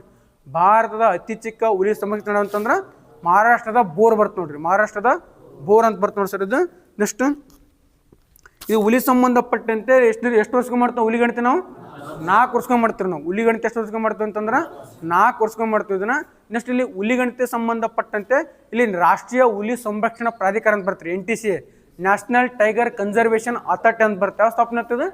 2005 ಸ್ಥಾಪನೆ ಆಗುತ್ತಾ, 6 ಜಾರಿ ಆಗುತ್ತೆ ನೋಡ್ರಿ. ರಾಷ್ಟ್ರೀಯ ಹುಲಿ ಸಂರಕ್ಷಣಾ ಪ್ರಾಧಿಕಾರ ಯಾವ ವರ್ಷ ಬರುತ್ತೆ ಅಂತಂದ್ರೆ 2005, 6 ಬರ್ತದೆ ನೋಡಿ ಸರ್. ಇದು ನೆಕ್ಸ್ಟ್ ಇದು ಹುಲಿ ಸಂಬಂಧಪಟ್ಟಂತೆ ಸ್ಟ್ರಿಪ್ಸ್ ಯೋಜನೆ ಅಂತ ಬರ್ತದೆ. ಸ್ಟ್ರಿಪ್ಸ್ ಅಂತ ಬರ್ತೀರಿ. ಸ್ಟ್ರಿಪ್ಸ್ ಅಂತ ಬರ್ತೀರಿ. ಹೆಂಗೆ ಮ್ಯಾಂಗೋಕ್ಕೆ ಮಿಸ್ಟಿ ಯೋಜನೆ ಬರ್ತಿರ್ತಲ್ಲ, ಆನೆಕ ಮೈಕ್ ಅಂತ ಬರ್ತಿರ್ತಲ್ಲ, ಆ ಥರ ಒಂದು ಸ್ಟ್ರಿಪ್ಸ್ ಅಂತಂದ್ರೆ ಇದು ಹುಲಿಗೂ ಸಂಬಂಧಪಡ್ತದೆ ಮತ್ತು ಆನೆಗೂ ಸಂಬಂಧಪಡ್ತದೆ ನೋಡಿ ಸರ್. ಅವ್ನು ಸ್ಟ್ರಿಪ್ ಎಷ್ಟು ಸಂಬಂಧಪಡ್ತದೆ ಅಂತ ಸ್ಟ್ರಿಪ್ಸ್ ಅಂತಂದ್ರೆ ಈಗೇನು ಹುಲಿಗಿಲಿ ಎಲ್ಲಿಲ್ಲ ಅಂತ ನೋಡ ಗಸ್ತು ತಿರುಗಿ ಮಾಡ್ತಾರೆ, ನೋಡ್ಕೊಂತ ಹೋಗ್ತಿರ್ತಲ್ಲ ರೀ. ಫಾರೆಸ್ಟ್ ವಾಚಕರು ಗಸ್ತು ತಿರುಗಲು, ಆ ಹುಲಿಗಣತಿ ಮಾಡಲು ಯಾವೊಂದು ಯೋಜನೆ ಅಂತಂದ್ರೆ ಸ್ಟ್ರಿಪ್ಸ್ ಅಂತ ಬರ್ತದೆ ನೋಡಿ ಸರ್. ಇದು ಭಾರತದಲ್ಲಿ ಮೊಟ್ಟ ಮೊದಲ ಬಾರಿಗೆ ಯಾವೊಂದು ಹುಲಿ ಸಂರಕ್ಷಣೆ ಬಳಕೆ ಮಾಡಿದೆ ಅಂತಂದ್ರೆ ಪೆನ್ಸ್ ನೋಡ್ರಿ. ಪೆನ್ಸ್ ಹುಲಿ ಸಂರಕ್ಷಣೆ ಮಾಡಿದೆ ಅಂತಂದ್ರೆ ಭಾರತದಲ್ಲಿ ಮೊಟ್ಟ ಮೊದಲ ಬಾರಿಗೆ ಬಳಕೆ ಮಾಡಿದಂಥ ಒಂದು ಹುಲಿ ಸಂರಕ್ಷಣೆ ನೋಡ್ರಿ. ಇದು ಪೆನ್ಸ್ ಮಧ್ಯಪ್ರದೇಶ ಮತ್ತು ಮಹಾರಾಷ್ಟ್ರ ಎರಡೂ ನಡುವೆ ಹಂಚಿಕೆ ಆಗಿದೆ ನೋಡ್ರಿ. ಇದು ಪ್ರಾಜೆಕ್ಟ್ ಟೈಗರ್ ಅಂತ ಆಗುತ್ತೆ ಅಲ್ಲಿ. ಮೊದಲು ಯಾವ್ದು ಆಗುತ್ತೆ? ಜಿಮ್ ಕಾರ್ಬೆಟ್ ಅಂತ ಆಗಿರುತ್ತೆ. ಭಾರತದ ಮೊದಲ ರಾಷ್ಟ್ರಪತಿ ಅಂತಂದ್ರೆ ಜಿಮ್ ಕಾರ್ಬೆಟ್ ಸರ್. ಯಾವ ಸ್ಥಾಪನೆ ಆಗ್ತದೆ ಅನ್ನೋದು 1936 ಸ್ಥಾಪನೆ ಆಗ್ತಾ. ಪ್ರಾಜೆಕ್ಟ್ ಟೈಗರ್ಗೆ 1973 ಏನು ಮಾಡ್ತಾ ಪ್ರಾಜೆಕ್ಟ್ ಟೈಗರ್ಗೆ ಇದು ಸೇರ್ಪಡೆ ಆಗುತ್ತದೆ. ಇದ್ರೊಳ ಜೊತೆ ಏನಂತ ಟೋಟಲ್ 9 ಆಯ್ಕೆ ಆಗುತ್ತಲ್ಲ. ಪ್ರಾಜೆಕ್ಟ್ ಟೈಗರ್ಗೆ ಏನು ಮಾಡ್ತಾರೆ ಅಂತಂದ್ರೆ 9 ಹುಲಿ ಸಂರಕ್ಷಿತ ತಾಣಗಳು ಪ್ರಾಜೆಕ್ಟ್ ಟೈಗರ್ಗೆ ಆಯ್ಕೆ ಆಗ್ತಾವೆ. ಯಾವ ಬರ್ತವೆ ಅಂತಂದ್ರೆ ಜಿಮ್ ಕಾರ್ಬೆಟ್ ಎಲ್ಲಿ ಕಂಬರ್ತದೆ ಅನ್ನೋದು ಉತ್ತರಾಖಂಡ ಸರ್, ಬಂಡೀಪುರ ಕರ್ನಾಟಕ, ಕನ್ನಾ ಮಧ್ಯಪ್ರದೇಶ, ಮಾನಸ ಅಸ್ಸಾಂ, ಸುಂದರ್ಬನ್ಸ್ ಪಶ್ಚಿಮ ಬಂಗಾಳ, ಮೇಲ್ಘಾಟ್ ಮಹಾರಾಷ್ಟ್ರ. ನೆಕ್ಸ್ಟ್ ಸಿಮ್ಲಿಪಾಲ್ ಒಡಿಶಾ ಬರ್ತ್ರಿ, ರಣತಂಬರ್ ರಾಜಸ್ಥಾನ ಬರ್ತ್ರಿ, ಪಲಾಮ್ ಅಂತಂದ್ರೆ ಪಲಾಮ್ ಜಾರ್ಖಂಡ ಸರ್. ಪಲಾಮ್ ಹುಲಿ ಸಂರಕ್ಷಣೆ ಅಂತಂದ್ರೆ ಜಾರ್ಖಂಡ ಕಂಡು ಬರ್ತದೆ ನೋಡ್ರಿ. ಅರ್ಥ ಆಯ್ತಲ್ಲ ಎಷ್ಟು ಇದು. ನೆಕ್ಸ್ಟ್ ಏನು ಕ್ವಶನ್ ಏನಂತಂದ್ರೆ ನೀರಾವರಿ ಯೋಜನೆ ಸಂಬಂಧಪಟ್ಟಂತೆ, ನೀರಾವರಿ ಯೋಜನೆ ಸಂಬಂಧಪಟ್ಟಂತೆ ಕ್ವಶನ್ ಕೇನ. ಅದು ಇದು ಕ್ವಶನ್ ಅಂದ್ರೆ ಒಂದಿಸಿ ಬರೀರಿ. ಈ ಕಡೆ ನೀರಾವರಿ ಯೋಜನೆ ಕೊಟ್ಟನ, ಈ ಕಡೆ ಯಾವ ರೀತಿ ಸಂಬಂಧಪಡ್ತಾನೆ ಕ್ವಶನ್ ಕೇನ ಹೇಳ್ತಾರೆ. ದಾಮ್ಗಂಗಾ, ಗಿರ್ನಾ, ಪಂಬಾ ಇವು ನೀರಾವರಿ ಯೋಜನೆ. ಅವು ಯಾವ ಬರ್ತವೆ ಅಂತಂದ್ರೆ ದಾಮ್ಗಂಗಾ, ಗಿರ್ನಾ, ಪಂಬಾ. ದಾಮ್ಗಂಗಾ ಇವೆಲ್ಲ ಸೀರಿಯಲ್ ಆಯ್ತು ನೋಡ್ರಿ. ದಾಮ್ಗಂಗಾ ನೀರಾವರಿ ಯೋಜನೆ ಕಂಬರ್ತಂತಂದ್ರೆ ಗುಜರಾತ್ ಒಳಗೆ ಕಂಡುಬರ್ತಂತ್ರಿ. ಯಾವ್ದಂತಂದ್ರೆ ದಾಮ್ಗಂಗಾ. ಗಿರ್ನಾ ಎಲ್ಲಿ ಕಂಡುಬರ್ತಂತ? ಗಿರ್ನಾ ಅಂತಂದ್ರೆ ಮಹಾರಾಷ್ಟ್ರ ಅಂತ್ರಿ. ಇದು ಪಂಬಾ ಎಲ್ಲಿ ಕಂಡುಬರ್ತಂತಂದ್ರೆ ಕೇರಳ ಅಂತ ನೋಡ್ರಿ. ಇವು ನೀರಾವರಿ ಯೋಜನೆ ಸಂಬಂಧಪಟ್ಟಂತೆ ದಾಮಗಂಗಾ ಅಂತಂದ್ರೆ ಗುಜರಾತ್ ಒಳಗೆ ಕಂಡು ಬರ್ತಾ, ಗಿರ್ನಾ ಎಲ್ಲಿ ಅಂತ ಮಹಾರಾಷ್ಟ್ರ, ಪಂಬಾ ಅಂತಂದ್ರೆ ಕೇರಳ ಬರ್ತ ನೋಡಿ ಸರ್. ಇದು ನೆಕ್ಸ್ಟ್ ಜಯಕವಾಡಿ ಮತ್ತು ಲೋಕ್ಟಾಕ್ ಜಲವಿದ್ಯುತ್ ಕೇಂದ್ರ ಎಲ್ಲಿ ಬರ್ತಾವ್ರಿ? ಜಯಕವಾಡಿ ಮತ್ತು ಲೋಕ್ಟಾಕ್ ಜಲವಿದ್ಯುತ್ ಕೇಂದ್ರ ಅಯ್ಯಪ್ಪು ಮಹಾರಾಷ್ಟ್ರ, ಮಣಿಪುರ. ಜಯಕವಾಡಿ ಮತ್ತು ಲೋಕ್ಟಾಕ್ ಎಲ್ಲಿ ಅಂತಂದ್ರೆ ಮಣಿಪುರ ಕಂಡು ಬರ್ತ ನೋಡಿ ಸರ್. ಇದು ನೆಕ್ಸ್ಟ್ ಬಗ್ಲಿಯಾರ್, ದಲಹಸ್ತಿ, ಸಲಾಲ್, ರಾಟ್ಲೆ ಜಮ್ಮು ಕಾಶ್ಮೀರ. ಬಗ್ಲಿಹಾರ್, ದಲಹಸ್ತಿ, ಸಲಾಲ್, ರಾಟ್ಲೆ ಬಂತಂತಂದ್ರೆ ಜಮ್ಮು ಕಾಶ್ಮೀರ ಕಂಡು ಬರ್ತ ನೋಡಿ ಸರ್. ಇದು ಹಾಗಾದ್ರೆ ಮೊಟ್ಟ ಮೊದಲ ಬಾರಿಗೆ ಜಗತ್ತೊಳಗೆ ಈ ಜಲವಿದ್ಯುತ್ ಸಂಬಂಧಪಟ್ಟಂತೆ ಯಾರು ಪರಿಕಲ್ಪನೆ ಕೊಡ್ತಾರೆ ಅಂತಂದ್ರೆ ಬರ್ನಾರ್ಡ್ ಫಾರೆಸ್ಟ್ ನೋಡ್ರಿ. ಜಗತ್ತೊಳಗೆ ಅಂದ್ರೆ ನೀರಿನಿಂದ ಕರೆಂಟ್ ಉತ್ಪನ್ನ ಮಾಡ್ಬೋದು ಅಂತ ಯಾರು ಹೇಳ್ತಾರೆ ಅಂತಂದ್ರೆ ಬರ್ನಾರ್ಡ್ ಫಾರೆಸ್ಟ್ ಎಂಬ ವ್ಯಕ್ತಿ ಏನು ಮಾಡ್ತಾನೆ ಅಂತಂದ್ರೆ ಈ ಜಲವಿದ್ಯುತ್ ಬಗ್ಗೆ ಪರಿಕಲ್ಪನೆ ಕೊಡ್ತಾರೆ. ಆಗ ಜಲವಿದ್ಯುತ್ ಸಂಬಂಧಪಟ್ಟಂತೆ ನಮ್ಮ ಕರ್ನಾಟಕ ಭಾರತದಲ್ಲಿ ಫಸ್ಟ್ ಎಲ್ಲಿ ಮಾಡ್ತಾರೆ ಜಲವಿದ್ಯುತ್ ಗೋಕಾಗಳು ಮಾಡ್ತಾರೆ. ಗೋಕಾಕ್ ಒಳಗೆ ಫಸ್ಟ್ 1888 ಅಲ್ಲ ಅದು 1888 1988 ಅದು ಅಲ್ಲ 1888 ಏನು ಮಾಡ್ತಾರೆ ಅಂತಂದ್ರೆ ಗೋಕಾಕ್ ಮಾಡ್ತಾರೆ. ಆಮೇಲೆ 1897 ಎಲ್ಲಿ ಮಾಡ್ತಾರೆ ಪಶ್ಚಿಮ ಡಾರ್ಜಿಲಿಂಗ್ ಮಾಡ್ತಾರೆ. 1897 ಎಲ್ಲಿ ಮಾಡ್ತಾರೆ ಅಂತಂದ್ರೆ ಪಶ್ಚಿಮ ಬಂಗಾಳದ ಡಾರ್ಜಿಲಿಂಗ್ ಮಾಡ್ತಾರೆ. ಆಮೇಲೆ ಇಲ್ಲಿ ವಿದ್ಯುತ್ ಸ್ವಲ್ಪ ಅಲ್ಪ ಮಟ್ಟದಲ್ಲಿ ಉತ್ಪಾದನೆ ಆಗ್ತವೆ. ಬಟ್ ಸಂಪೂರ್ಣ ಎಲ್ಲಿ ಮಾಡ್ತಾರೆ ಅಂತಂದ್ರೆ ನಮ್ಮ ಶಿವನ ಸಮುದ್ರ ಯಾವ ವರ್ಷ ಮಾಡ್ತಾರೆ ರೀ 1902 ಭಾರತ ಮೊಟ್ಟ ಮೊದಲ ಜಲವಿದ್ಯುತ್ ಅಂತಂದ್ರೆ ಶಿವನ ಸಮುದ್ರ ಒಳಗೆ 1902 ಮಾಡ್ತಾರೆ.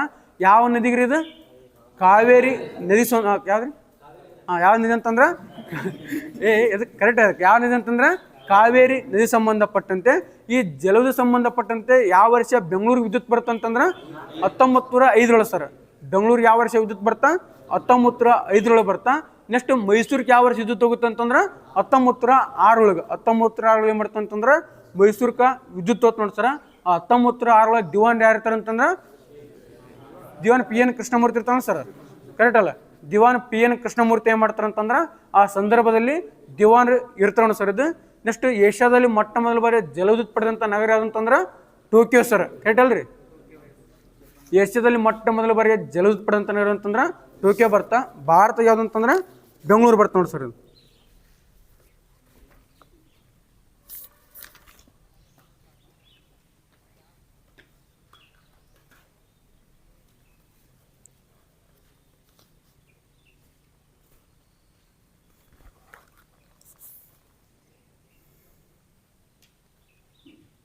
ರಾಷ್ಟ್ರೀಯ ಸಾಗರಶಾಸ್ತ್ರ ಸಂಸ್ಥೆ ಎಲ್ಲಿತ್ತನ್ರಿ ಎಲ್ಲಿತ್ರಿ ಗೋವಾ ಐತೆ ನೋಡ್ರಿ. ಓಷನ್ಗ್ರಾಫಿ ಅಂತ ಬರ್ತಲ್ರಿ ನ್ಯಾಷನಲ್ ಓಷನ್ಗ್ರಾಫಿ ಇನ್ಸ್ಟಿಟ್ಯೂಟ್ ಎಲ್ಲಿತ್ತಂತ ನ್ಯಾಷನಲ್ ಓಷನ್ಗ್ರಾಫಿ ಎಲ್ಲಿತ್ತಂತಂದ್ರೆ ಗೋಳ ಐತಿ.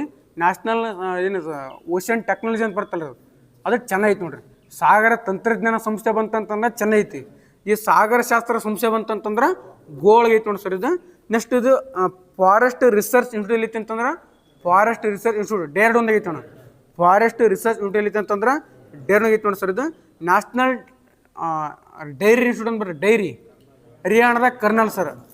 ನ್ಯಾಷನಲ್ ಡೈರಿ ಇನ್ಸ್ಟಿಟ್ಯೂಟ್ ಅಂತ ಹರಿಯಾಣದ ಕರ್ನಲ್ ಬರ್ತ ನೋಡಿ ಸರ್. ಇದು ನೆಕ್ಸ್ಟ್ ZS ಹೆಡ್ ಕ್ವಾರ್ಟರ್ಸ್ ಎಲ್ಲಿತ್ರಿ ZSI geological survey of India Calcutta sir. ಇದು ZS ಹೆಡ್ ಕ್ವಾರ್ಟರ್ಸ್ ಎಲ್ಲಿತ್ತು ಅಂತಂದ್ರೆ Calcutta. Botanical survey of India headquarters ಎಲ್ಲಿತ್ತು ಅಂತಂದ್ರೆ ಕಲ್ಕತ್ತಾ ಸರ್. ZSI ಸ್ಥಾಪನೆ ಆತ್ರಿ ZSI 1916 ಸ್ಥಾಪನೆ ಆಗ್ತದೆ. ZSI ಸ್ಥಾಪನೆ ಆತಂದ್ರೆ 1916 ಸ್ಥಾಪನೆ ಆತ. ಬೊಟಾನಿಕಲ್ ಸರ್ವೆ ಆಫ್ ಇಂಡಿಯಾ ಅಂತ ಬರುತ್ತೆ BSI ಇದು 1890 ಸ್ಥಾಪನೆ ಆಯ್ತು ನೋಡ್ರಿ. Botanical survey of India Calcutta ಒಳಗೆ ಕಂಡು ಬರ್ತಾ. ಇದು ಹೆಡ್ ಕ್ವಾರ್ಟರ್ಸ್ ಎಲ್ಲಿತ್ತು ಅಂತಂದ್ರೆ ಕಲ್ಕತ್ತಾ 1890 ಸ್ಥಾಪನೆ ಆಯ್ತು ನೋಡಿ ಸರ್. ಇದು ನೆಕ್ಸ್ಟ್ ರಾಷ್ಟ್ರೀಯ ಜೀವ ವೈವಿಧ್ಯತೆ ಪ್ರಾಧಿಕಾರ ಹೆಡ್ ಕ್ವಾರ್ಟರ್ಸ್ ಎಲ್ಲಿ ಐತ್ರಿ ಚೆನ್ನೈ ನೋಡ್ರಿ. ರಾಷ್ಟ್ರೀಯ ಜೀವ ವೈವಿಧ್ಯ ಪ್ರಾಧಿಕಾರ ಅಂತಂದ್ರೆ ಚೆನ್ನೈ ಬರ್ತ ನೋಡಿ ಸರ್. ಇವು ಒಂದ್ಸಲ ಸ್ಪೀಡಾಗಿ ಇನ್ಸ್ಟಿಟ್ಯೂಟ್ ಆಗ್ಬಿಡ್ತೀನಿ ಹೇಳ್ಬಿಡ್ರಿ.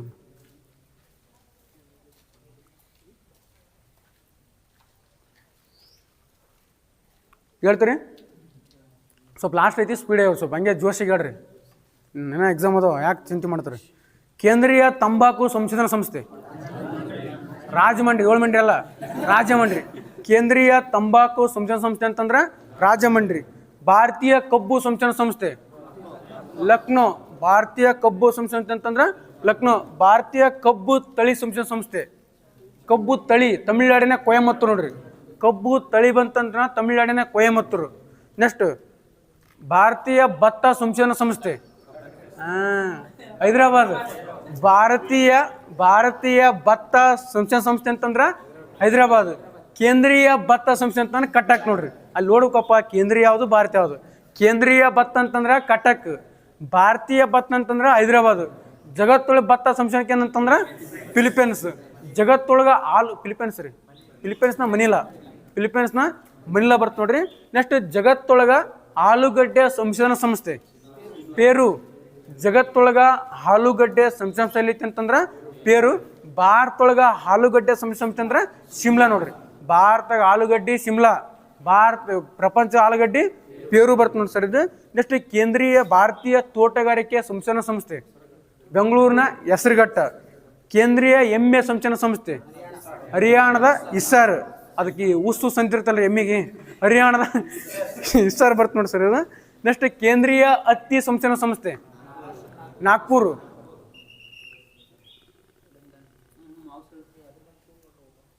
ಸಂಚಲನ ಸಂಸ್ಥೆ ಮೇಕೆಗಳು ಉತ್ತರ ಪ್ರದೇಶದ ಮಕದಾಮ್ ನೋಡ್ರಿ, ಮೇಕೆ ಮಕದಾಮ್. ನೆಕ್ಸ್ಟ್ ನೋಡಿ ಸರ್ ಇದು ರಾಷ್ಟ್ರೀಯ ಹೈನು ಸಂಶೋಧನಾ ಸಂಸ್ಥೆ. ಈಗೇನಲ್ಲ ಹರಿಯಾಣದ ಕರ್ನಾಲ್, ರಾಷ್ಟ್ರೀಯ ಹೈನು ಸಂಶೋಧನಾ ಹರಿಯಾಣದ ಕರ್ನಾಲ್ ಬರ್ತು ನೋಡ್ರಿ.